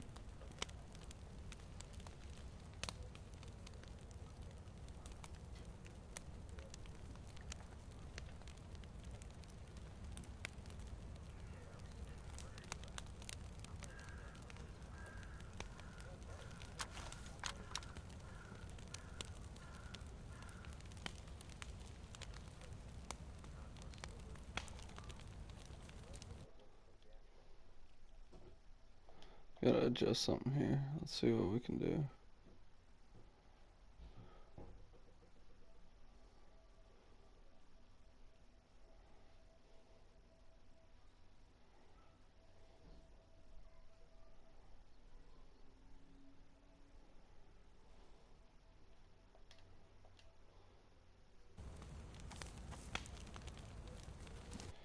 BBL living.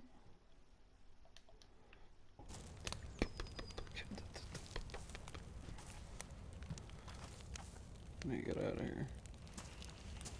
Let me go fishing.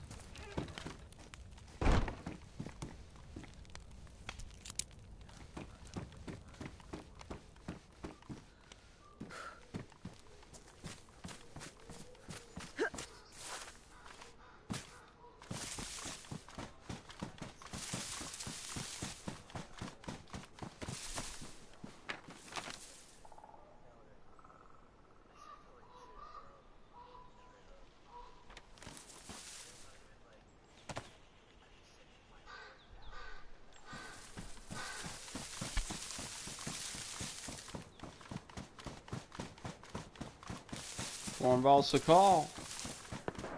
Oh, oh.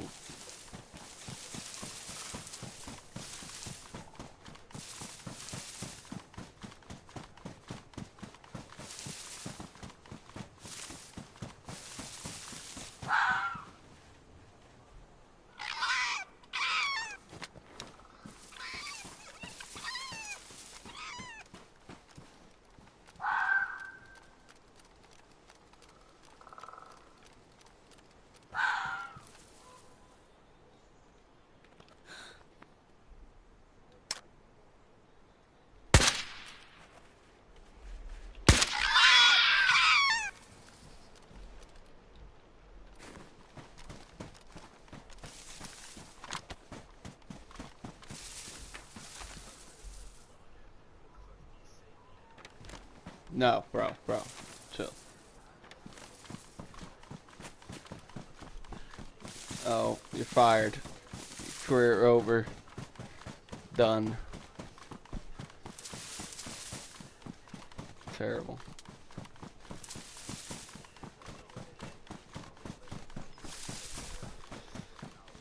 No, no. Chat, is this real right now?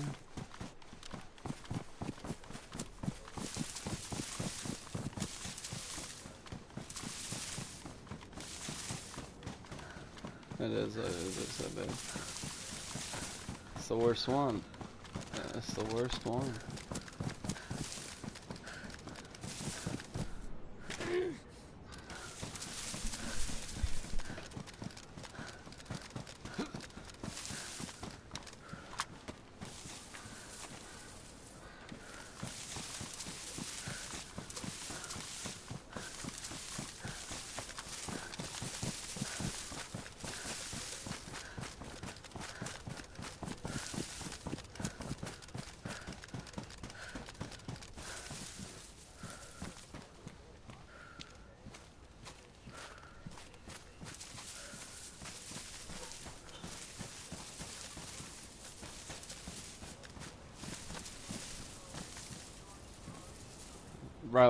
Bro, relax. A lot of buzzwords thrown around here.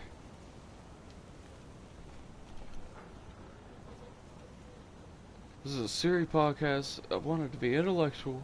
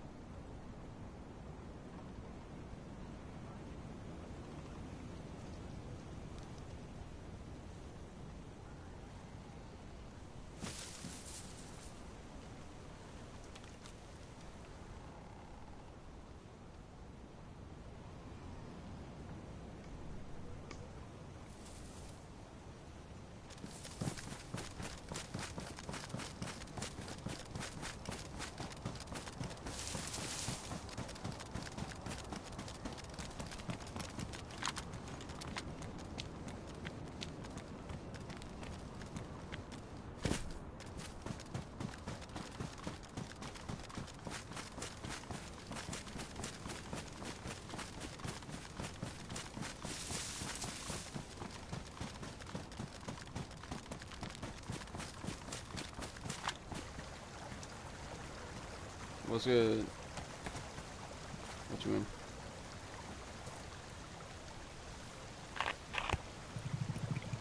I don't know what the fuck that is.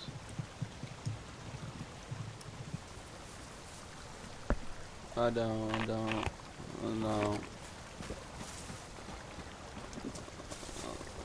Not too bad.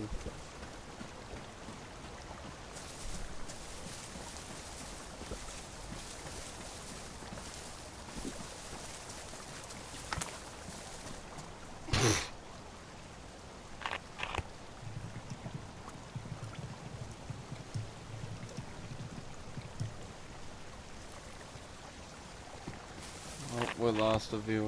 Ain't that a damn shame. Who's up? Hello! Who's up?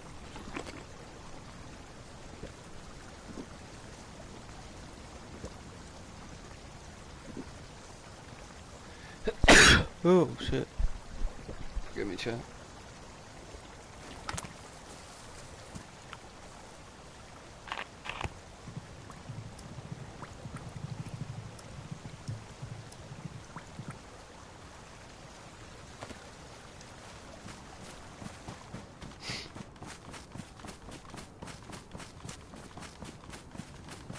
Oh, how many gates?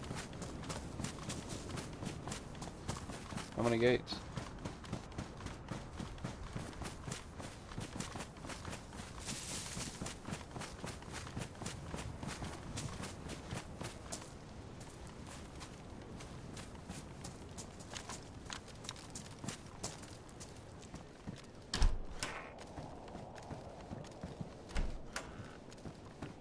Do we get gut pox? I think I have 2 pox grenades maybe.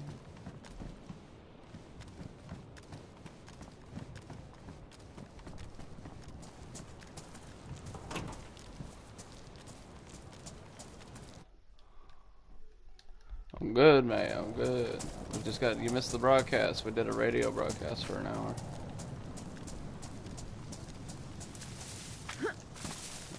Had us a little scripture. Had us a Dayz tip of the day. Had us a Mel's whole story. A story. Oh, handsaw. We can take that.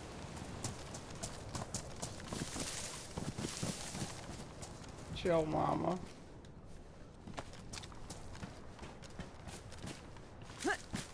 Don't be a pussy.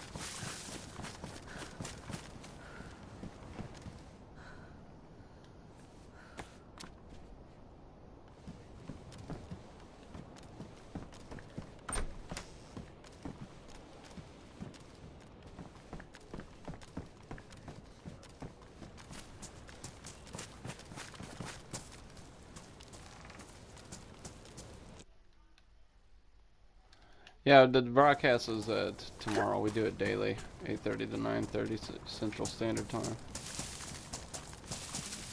Right now, we got to find a power generator, recharge those batteries. Oh, better check this garage first.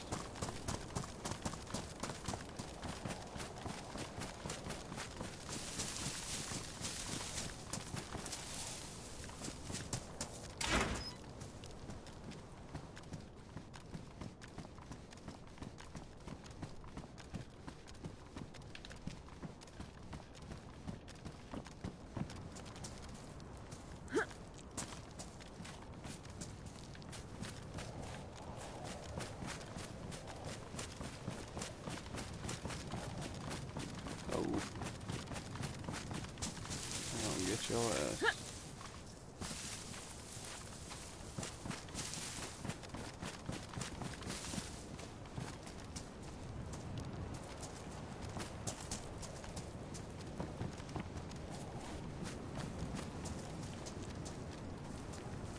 Oh, boys, I gotta go to a party chat.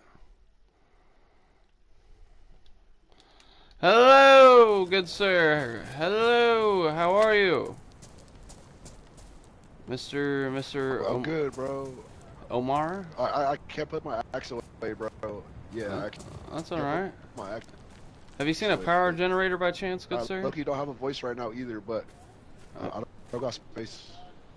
Power generator? No, I would check those sheds over there. I don't know, I just spawned in, bro. I'm a freshie. You found the axe, though. It's looking good. Hell yeah, brother. Hell yeah. Well, you're more than welcome to join me, or you can run off and do your own thing. We're trying to bring friendliness back to the coast. We're trying to... I believe it, bro. I believe it. Yeah, white armband. White armband signifies, you know, friendly. You know, that's what we're trying to... I have a radio station. I broadcast 8:30 to 9:30 Central Standard Time. Yeah. I broadcast daily on the server, 102.5. We got That's pretty cool, bro. That's pretty cool. Intro, little scripture passage, and we got story time and shit, you know. And, yeah. Oh damn, bro. I gotta find the radio. Yes, sir. Yes, sir. 8:30 to 9:30. But I wish you luck on your travels, you know. But yeah, trying to keep the starter towns over that friendly. mountain, so I gotta. Hell yeah. I gotta make a journey.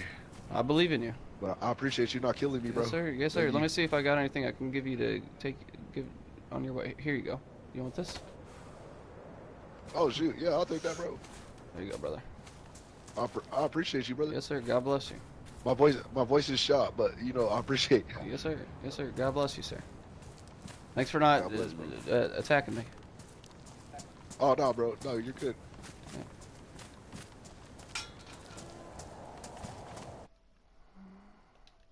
Oh yeah, I got to be friendly to a freshie. We didn't kill each other, bro. I'm bringing friendliness back to the shores. I'm bringing friendliness back to the shores. I'm in CB, Severmores.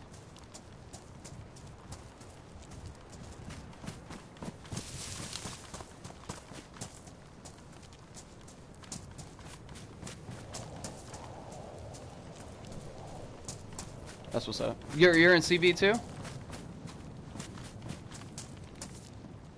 Yeah. Hell yeah. Hell yeah. I did. It was successful. I streamed it too, and I got a couple viewers on the stream. Like 3 different people ran up to the base and listened for a little bit. I don't know if we had any listeners on the radio, but that guy that I was friendly to as a friend, you know, I told him about it. He said, "Oh, I gotta get a radio. I'll tune in and shit." I just found some trail shoes. You want me to keep them for you?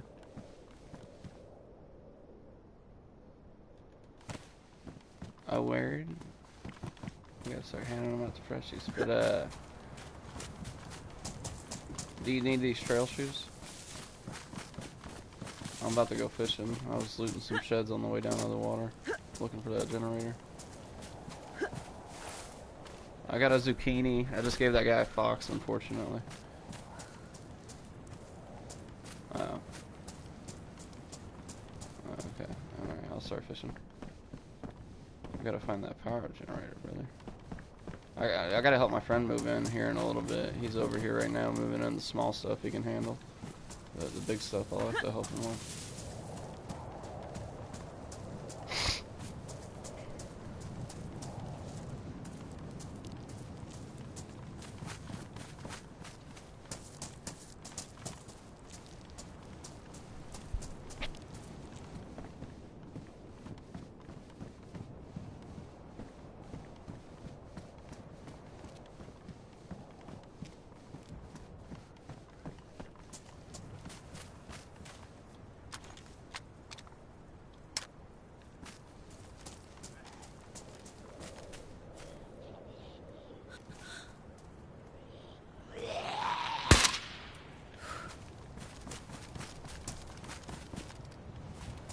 A burlap sack if you need to make a backpack.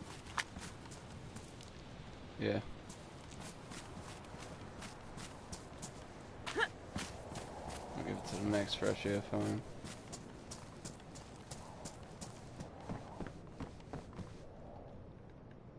Better take that ammo. I don't want them using it on me.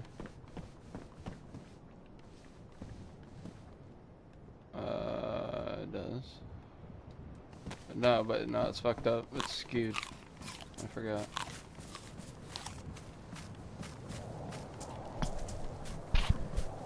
Yeah, it's skewed. It's shifted upwards for some reason. Yeah. When I first thought, I was like, "There's no way there's 10 people in the water right now."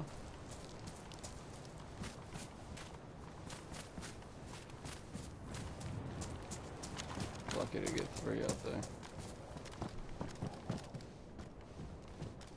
Do you need a Sporter 22?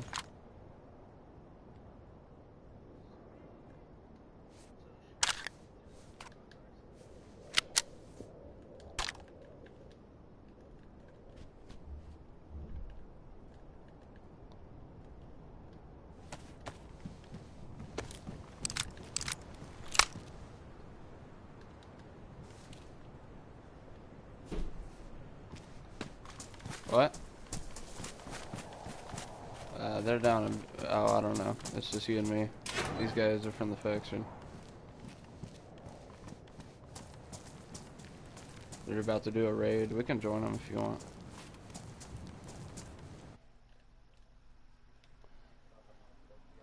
Vanilla plus Sakahl on PlayStation.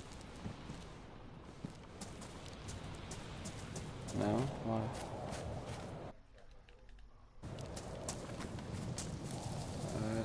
You'll be alright, bro. I'm going fishing right now. I'm fishing right now. If you die, you can just respawn and get your stuff back. You're a bitch. Are you serious? Are you serious? Bro, I need somebody watching my back while I'm fishing. Yeah. Drybeard showed up for a little bit, but he died.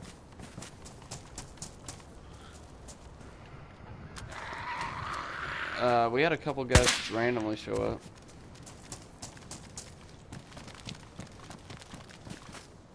A couple of dudes. Not really, though. I got an interview lined up with Sturby Wednesday, though. He's number 3 for most all-time kills at 186, number 2 for highest kill streak at 49, and then number 2 for longest life lived at like 2 days and some change.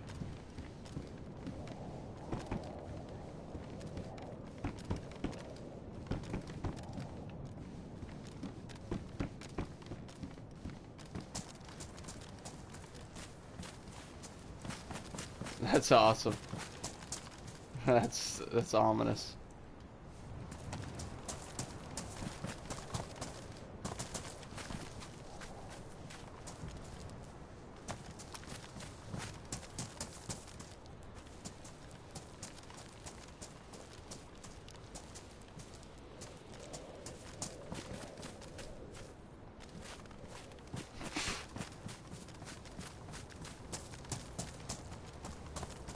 Oh, there's a base here in Severo. With the farm locked up. No.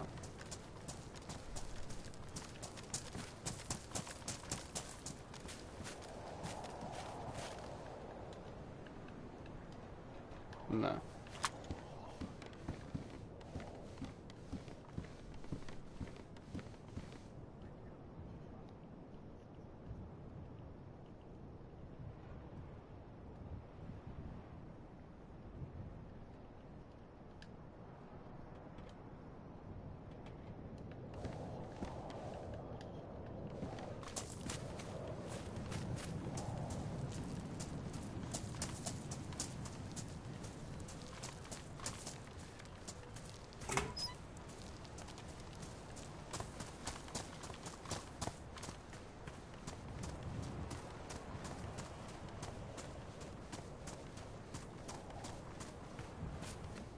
Holy shit.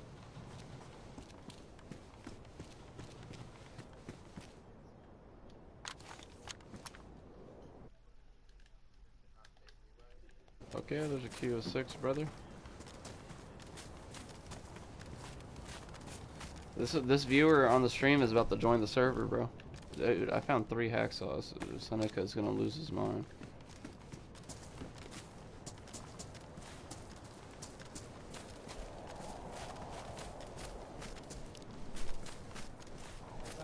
Hey, what's up? Huh? Alright. Give me just a second.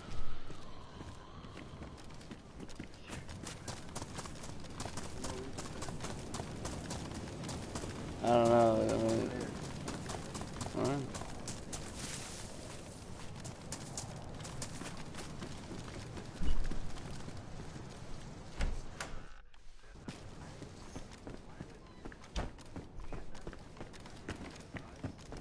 I'll be back, boys. I gotta move my truck real quick.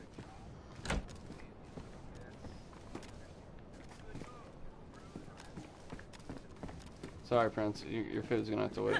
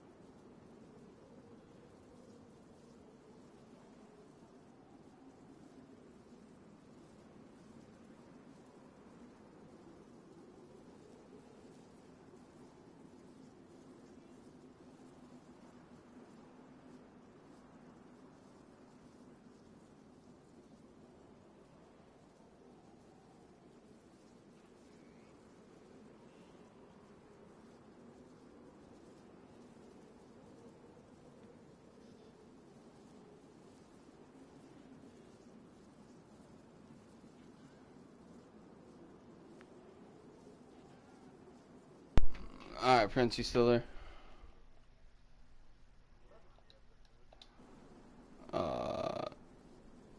I had to help my friend real quick, but I'm about to get you some food. So, but I'm gonna get the food for you, and then I'm gonna help him move some stuff in.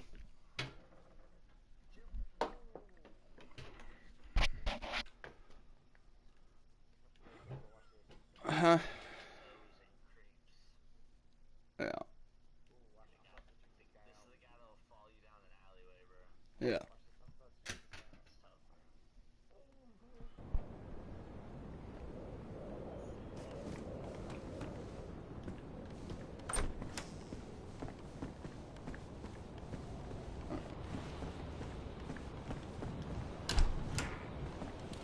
Hey, Prince, can you make sure your audio sharing settings are set to where people on stream can hear it?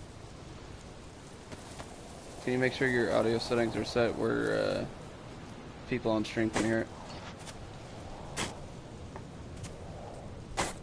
I'm streaming. Can you adjust your... there's the party settings, your audio settings, where you can share your voice on stream. You can make sure it's turned on, so I'm not just talking to nobody, you know what I mean?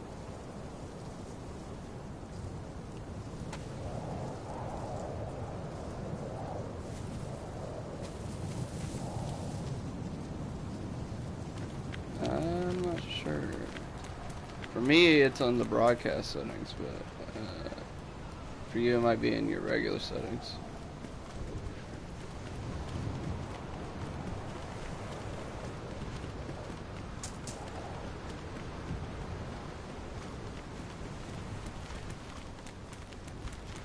Probably. I don't know. It's just an option where it says allow voice to be shared. Something like that. Yeah, so they should be able to hear you now.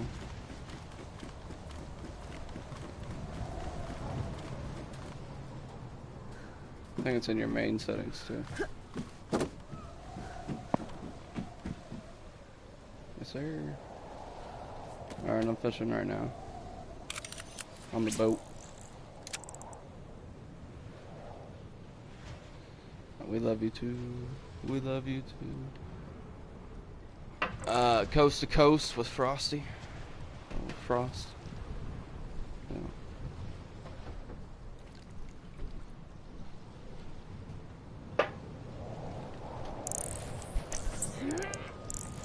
Yeah. Yeah, you'll have to listen to part 1 on YouTube if you want to get caught up.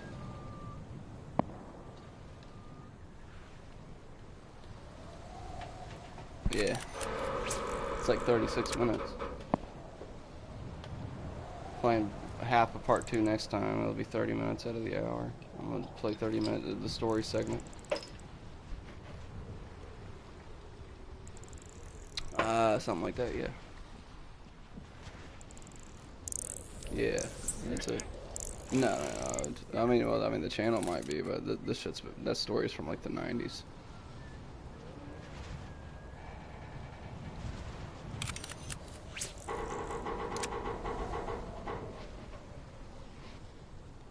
Oh, that's dope.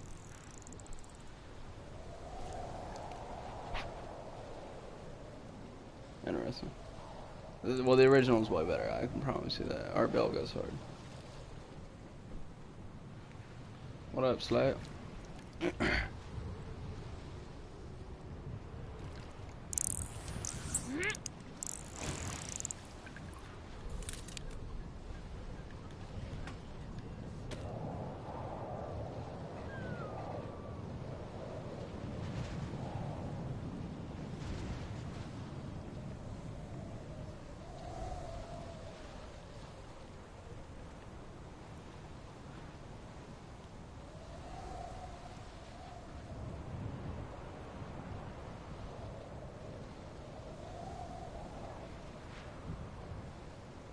What?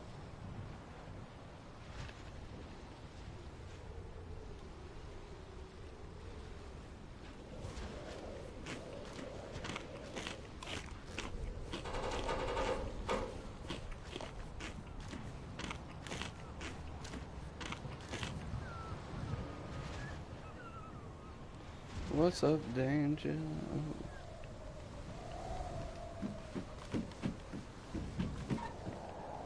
Alright, I've got 2 pieces of fish, Prince. Are you logging in? Don't log. I mean, you... Okay. Where are you at? Okay. I'm gonna have to go back and get more fish. I only have 4 fillets on me, but I'm gonna make a bag. But I'm gonna drop these 2 up. Yeah, to get you started, you know. Where are you at?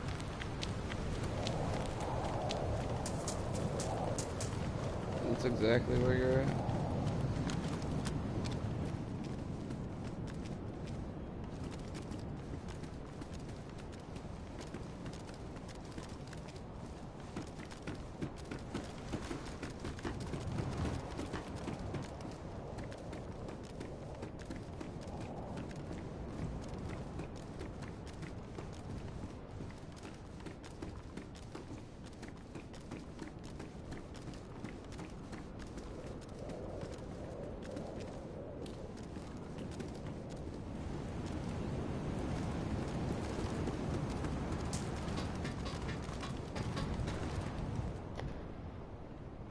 Let me see this fucking screenshot.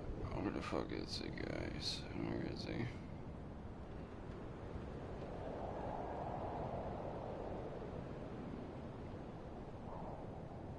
Alright.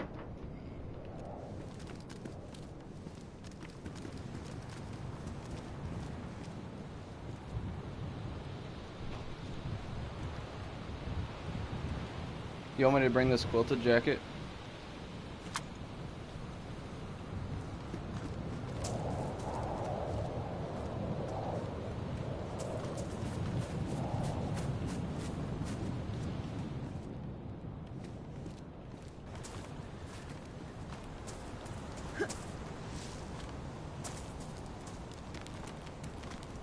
So you're up the hill, right? Like from the town, like the coast. You're up on the other side of it.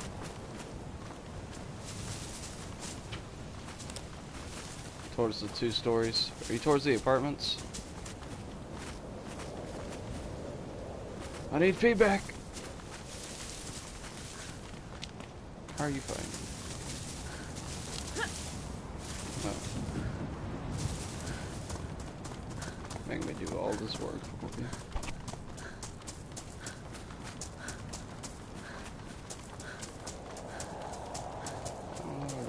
I don't know where the fuck that is.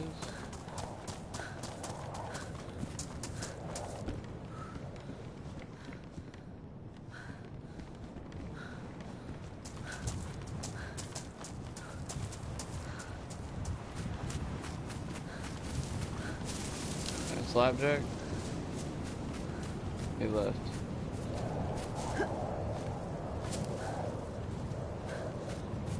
No. Alright. I'm in the red 2 story.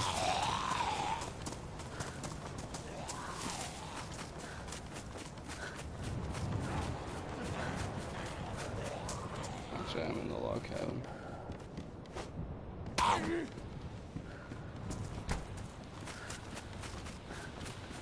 Is this red? What color is this? Green. The green 2 stilted.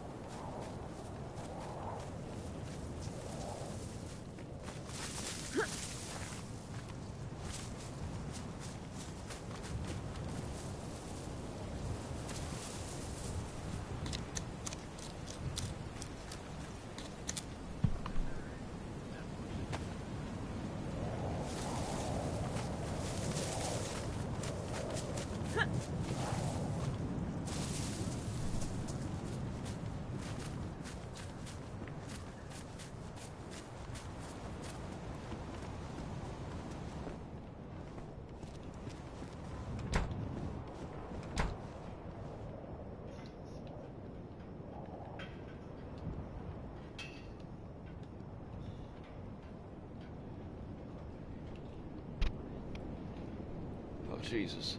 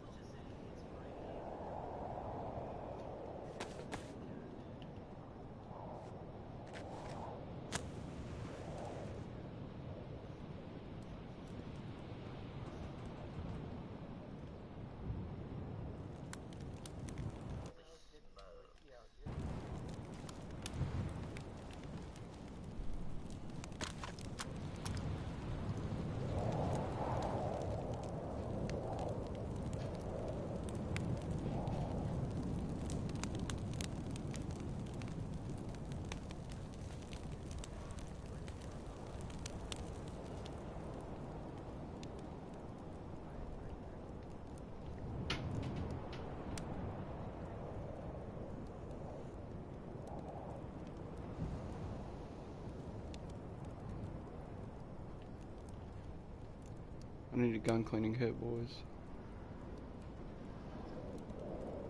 And a leather sewing kit.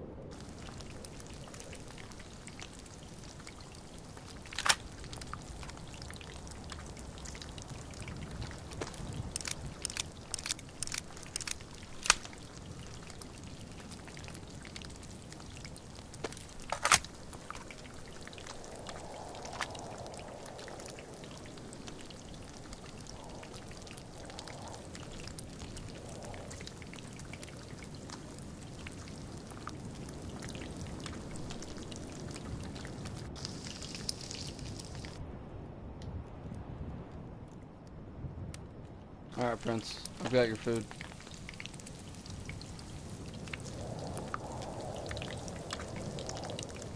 Prince? I've got your food.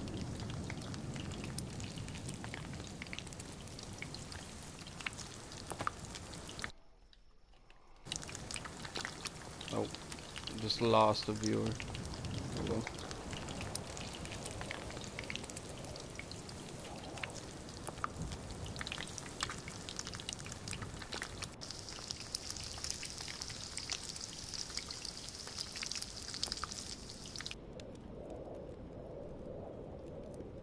Green 2 story. Yeah, there's...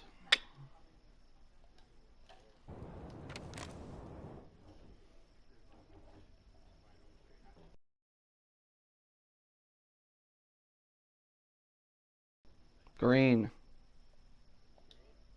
2 story.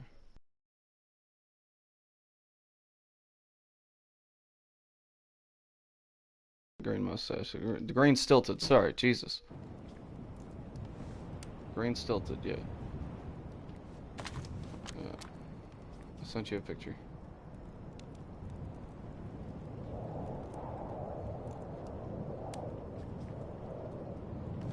I don't know where that is.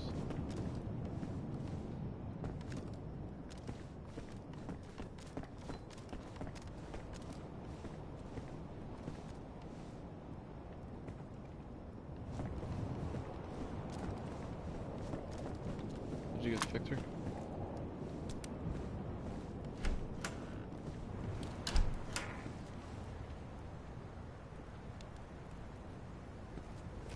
Prince? Did you get the picture?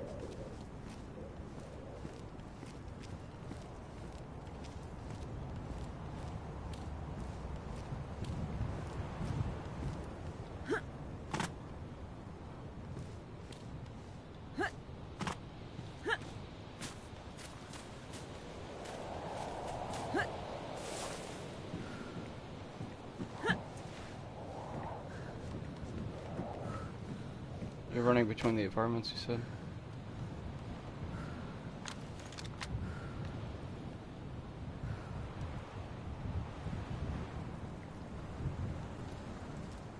I see you. Yeah, are you crouch running? Oh, you're carrying a battery. Turn left.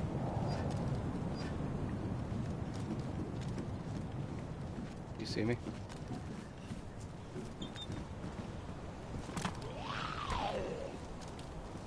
I'm giving it to you. And then we gotta go back to base with that shit. We need shit, bro. We're running out of space. I'm gonna have to make a run to the faction space and drop off all this building equipment. So I can fit that truck battery and shit.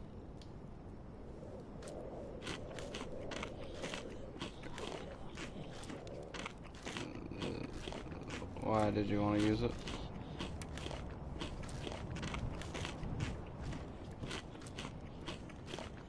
I mean, are we gonna expand the radio tower? I thought we were just gonna leave it like that one room.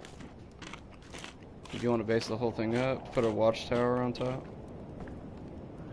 Alright, I guess we'll keep it. Well, we need to make more storage then. We need a rope and another tent, or we need more crate. We need nails.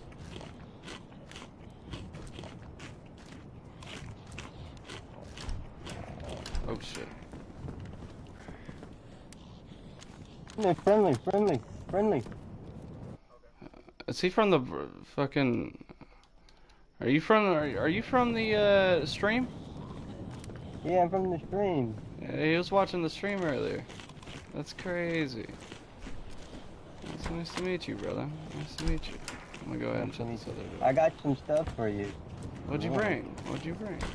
Oh, look at that! We can make a tent with it. Do you have a rope? No, I don't. But I got a 40. Here, let me get you in the party real quick.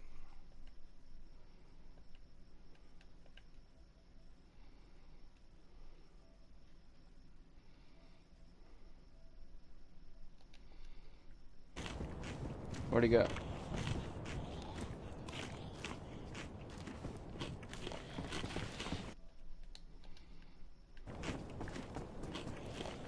Oh, we're not gonna do the fire here, good sir. We're gonna go back to base and do the fire. Oh, right. Do y'all have any food? Just what's on the ground. I can go get some more. I just ate this.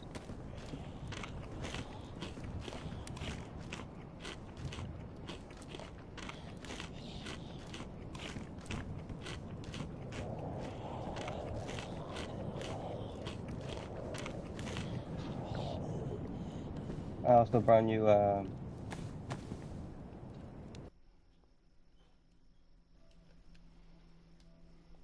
Damn, we lost him. Oh, thank God. We need to make a couple crates. What was his name?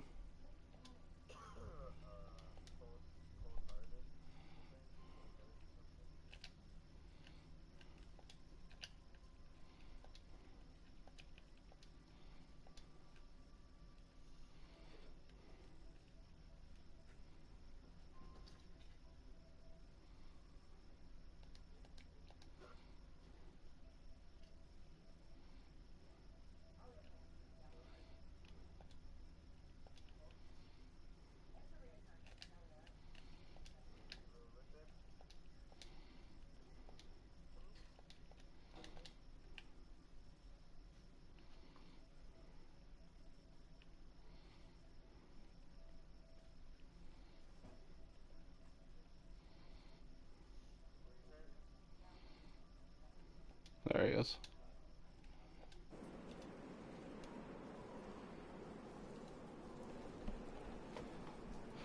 Prince, can you do me a favor? I'm gonna hold the gear. I'm gonna leave you with the fishing pole. Could you and him get ate up and full before we run back to base? And I'm gonna help my friend move in some of this stuff real quick. Get full on food. Ah, it'll be alright. He seems cool. He watched the stream for a little bit. Hello! So make sure your voice is allowed to be shared over broadcast, and then I'm gonna leave y'all with the fishing pole, so y'all can get completely full. Save me a couple pieces if you would, and then I'm gonna help my friend move in real quick, and then whenever I get back, we should run to base and build some crates, you know. All right, my man. Fuck. Shit. What'd you think of the broadcast? Were you around for the broadcast, or what'd you think? What'd you think of Mel's hole?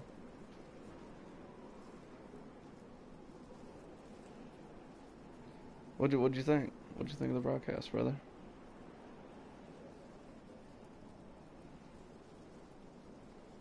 What you think of the broadcast, brother?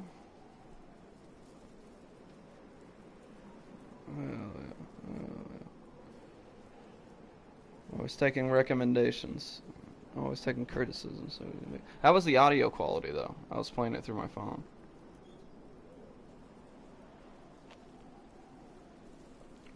Hell yeah. Oh, it's up. I'm gonna drop this fishing pole for y'all. And a shovel.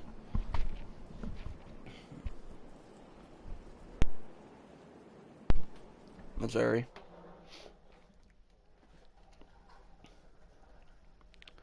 What's up? What's wrong with you, Prince?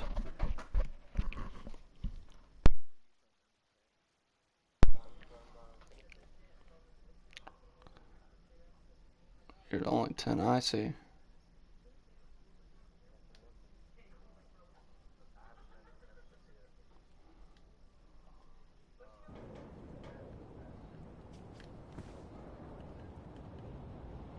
Fellas, I dropped the shovel and the fishing pole in the house.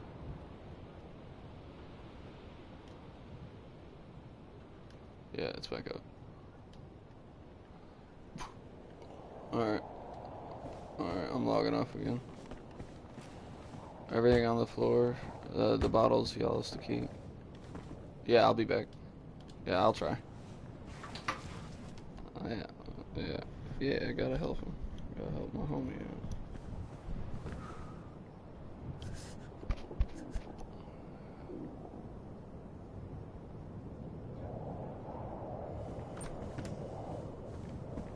There's a burlap sack on the boat down on the coast, and you can use that to make a burlap. You can use that to make a bag by combining it with 3 short sticks.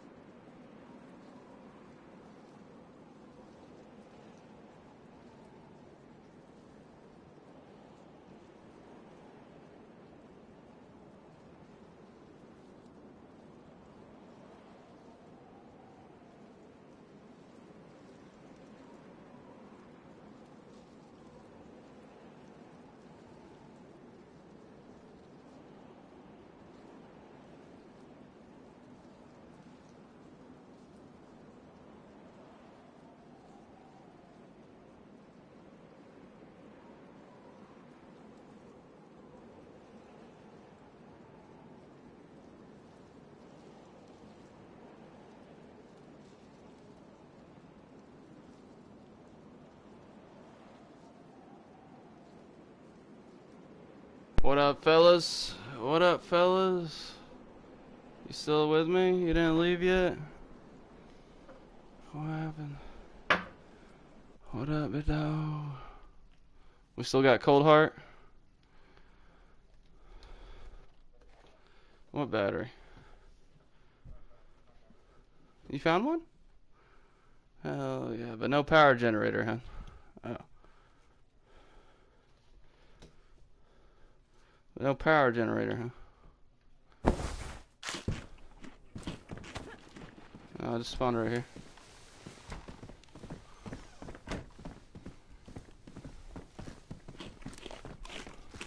Thank you. Yeah, why not? That stink, bro. I need to fucking take a shower, buy some deodorant. Holy shit.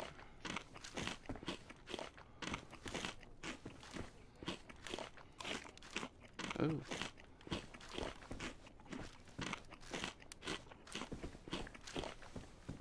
Oh, thank you.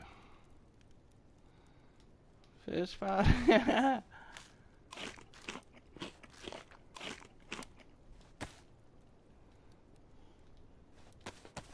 Yeah, that truck battery will probably last forever in that radio station, bro. Oh yeah, the car battery lasts like 40 minutes, something like that. 45, maybe 30, actually. CV, what's that?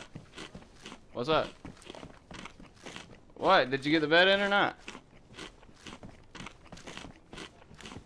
Oh my god, I'll be right back. Motherfucker's bitching.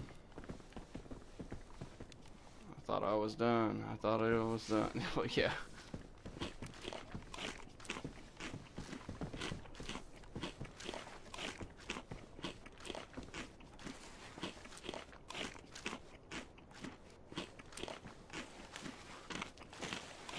I think so.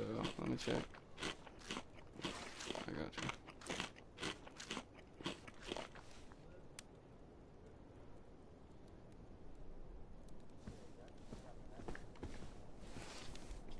That's so epoxy.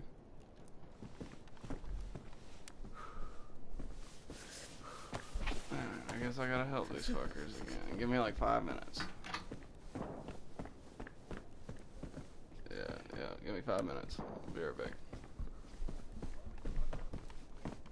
It don't matter to me. I'll meet y'all back at the base if you want to take them up there, friends. Drop some of that stuff off. Sorry. Alright, we'll find out. I'll be right back.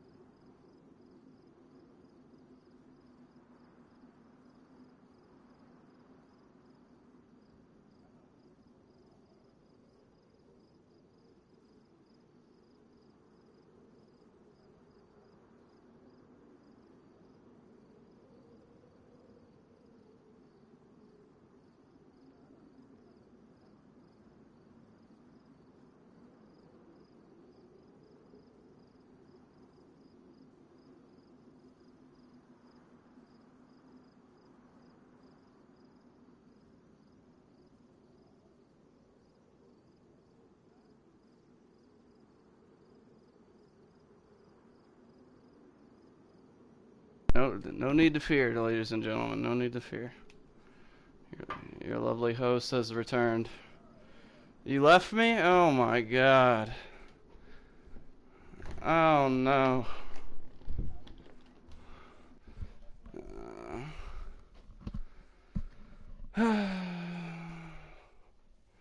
I know, dude. I'm sorry, but I had to be the homie.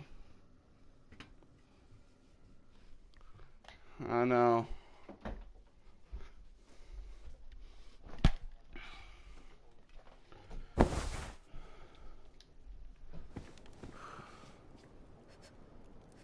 Damn, I have a viewer. You guys went to the volcano. Did you drop off the stuff at the base?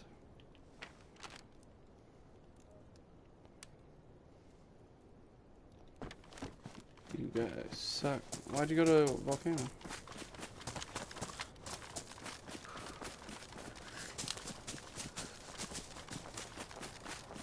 Trying to get that glow plug.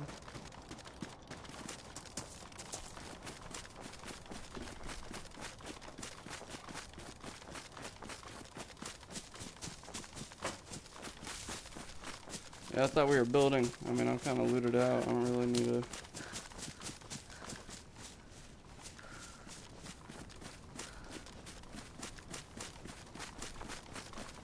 Yeah, I got it. We need wire, though, before we can add more gates. We can put up walls. Yeah, we can put up walls, but that's about all we can do right now. We can put up... If you have a box of nails, I think that's 70 nails. That means we can put up one wall, and we can make a couple crates, I think. You have 2 boxes?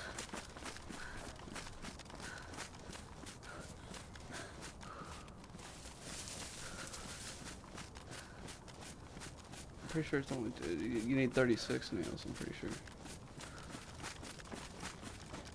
2 boxes, 72 plus. Oh, we could grab that sheet metal.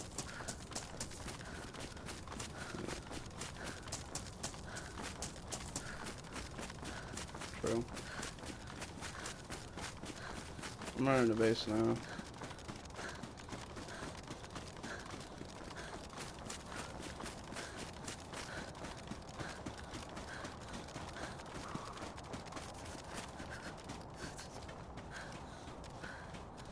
But,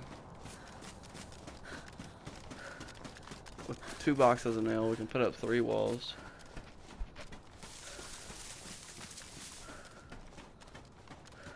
Yeah. Well, I need rope. I don't know if I have any rope.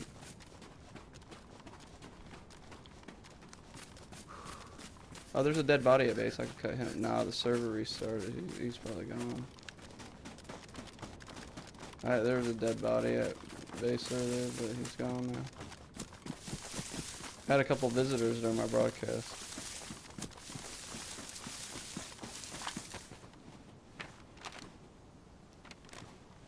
Shit, they better not be there now. They're gonna regret it.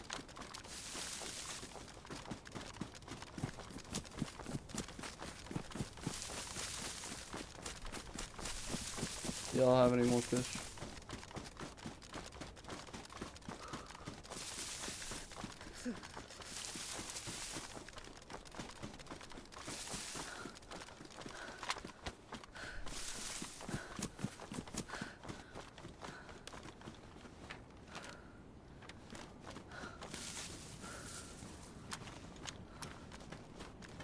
Appreciate you.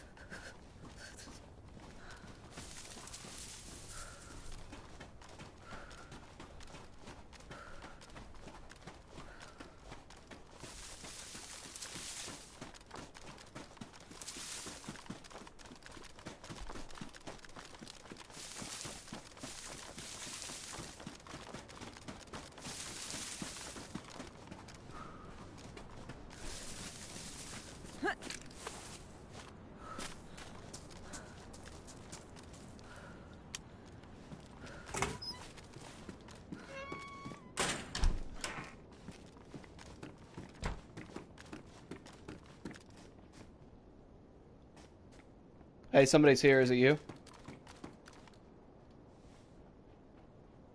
I think you're lying. Are you literally at radio station? Alright. Alright.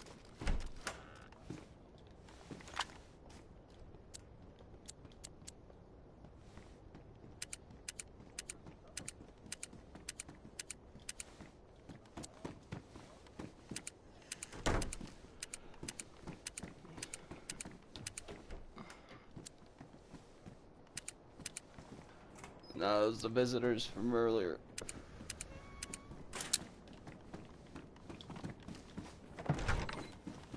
No. Get in, get in, get in. Alright. I gotta make some room for some shit. Watch out. Did you already grab the hatchet?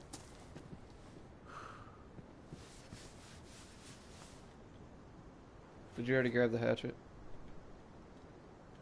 Alright.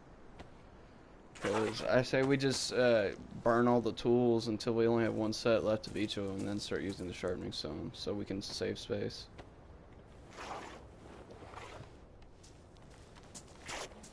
Of each, and then we can use the sharpening saw to keep them going. Because we don't have that much room, you know. We gotta figure out where we're gonna put the next tent too. We could corner off that back office room. Put another tent in there. Sorry. Alright, I've got a hatchet too to get logs. I'm gonna get rid of this gas stove. Or what though? Oh, somebody dropped it off earlier.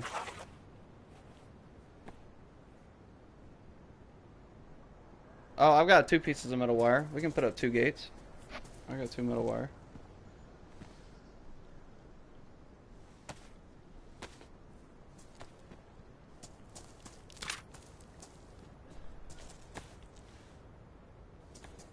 And we can put the wires on the battery to save space.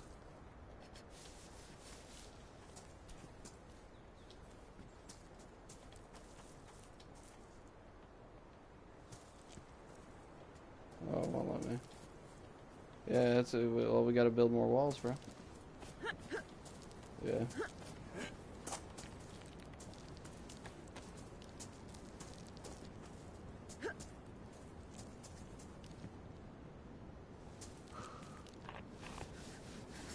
Hey, oh, you guys got that food?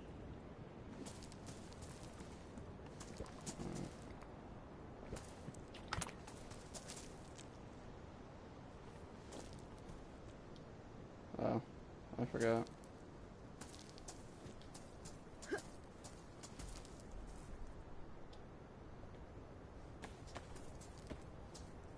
What?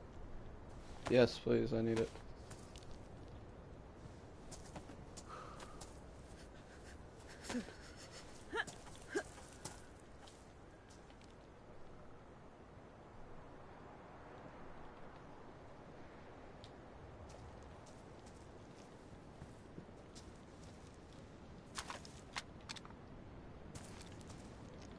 Yes, I got a bunch of them.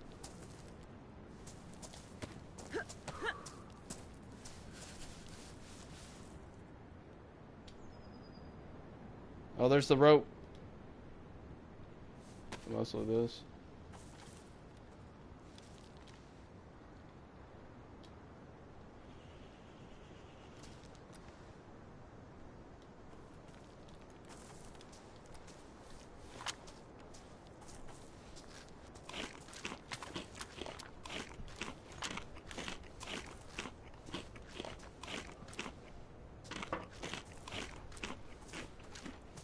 Let's get a fire going. Somebody get some wood, please, before I do all this.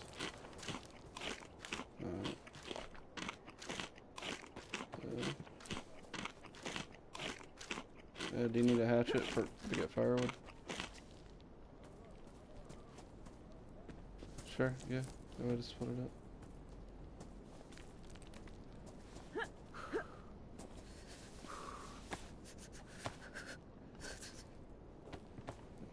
Hold on. You know the code, bro.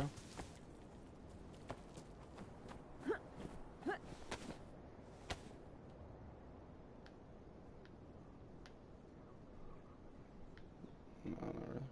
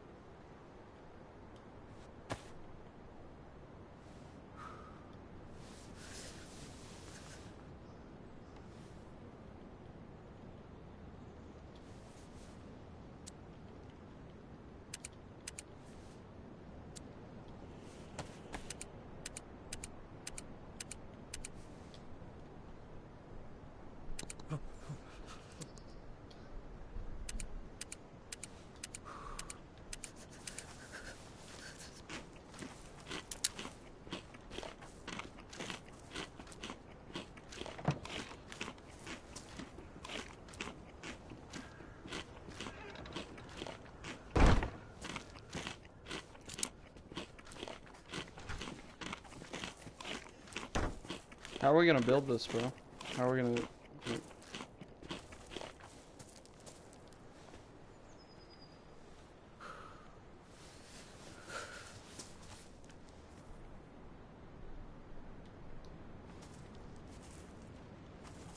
Yeah, but like... What do you think? Wall off the 2 doors we won't use and just leave a gate on 1 door? Or should we barricade... We could barricade 2 doors? If you could get 4 long sticks, that would be great, brother.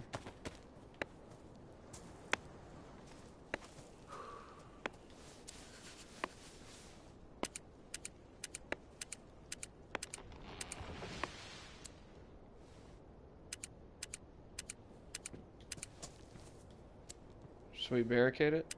Or do you think that's exploit and bannable? So you just put a bunch of fence posts in the doorway? What do you think?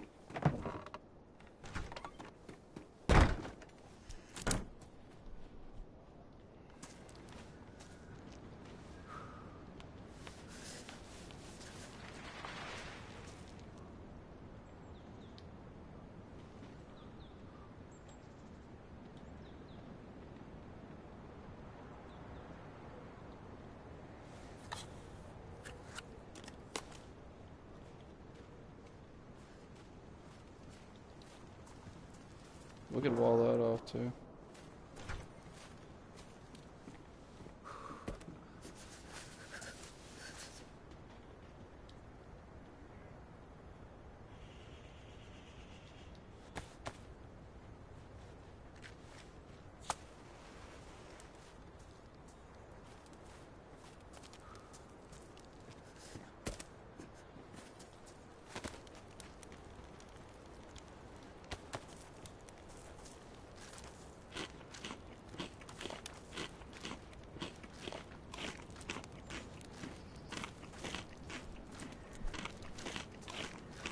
Well, he's chopping down trees. You can get firewood from it.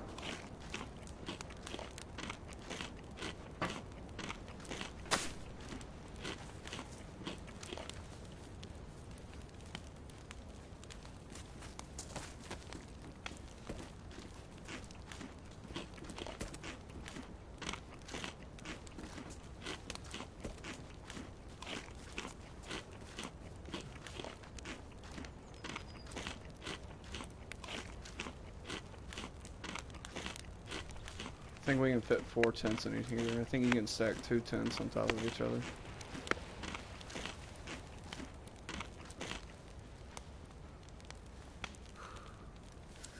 Yeah. Definitely. But you got all those sticks?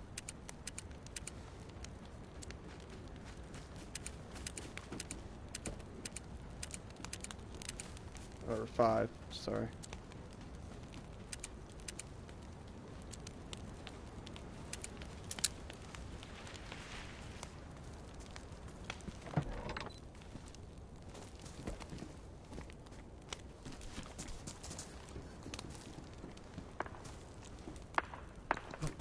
Yeah, that's close.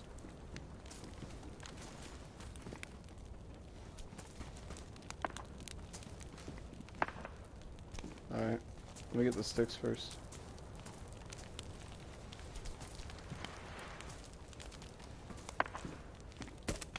I can't tell if it's shooting at us, so.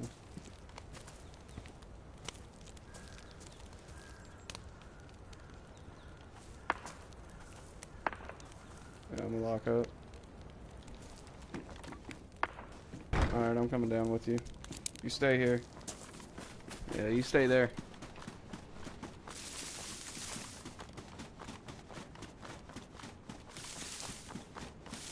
You got eyes on him yet?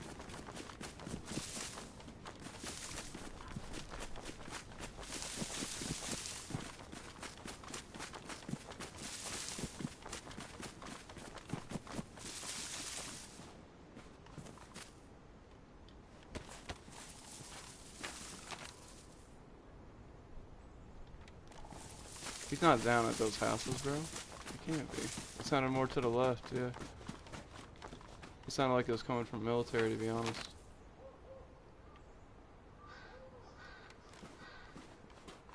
I don't know, maybe it was in the woods on the way to it. Got surrounded by some wolves.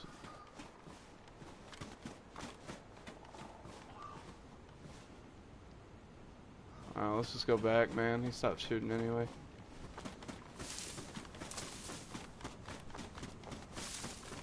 We got shit we're doing.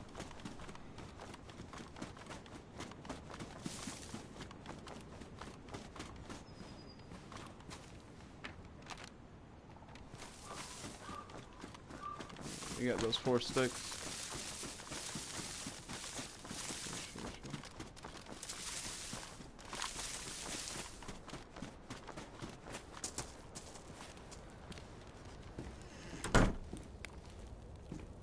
Where they at?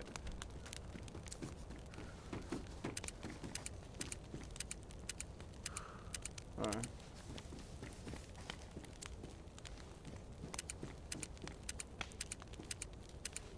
Really? I want that headdress. I'm gonna come kill it.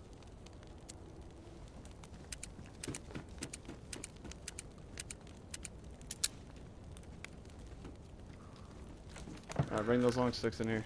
Bring those long sticks in here.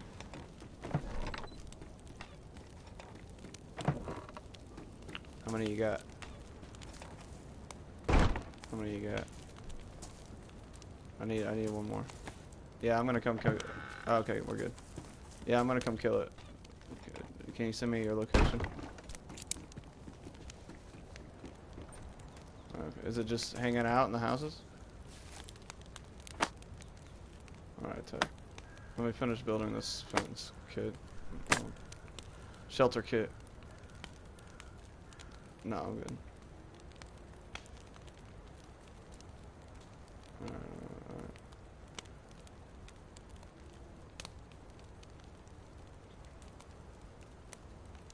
Fuck, I need one more short stick. What a bitch.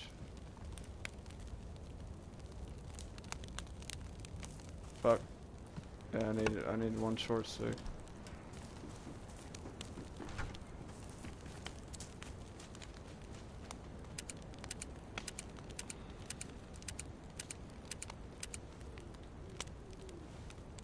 Do you know how to build a improvised tent? No, the tarp. Yeah. Could you put it right on top of this tent? Ah, fuck it, I'll do it. That bear ain't going nowhere.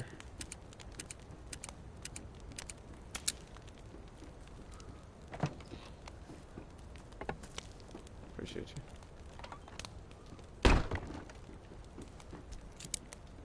No, there's only brown bears.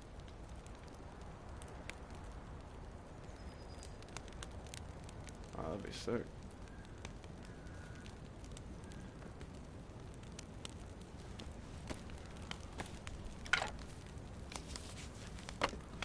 Alright, I'm completely full on food. That's hype.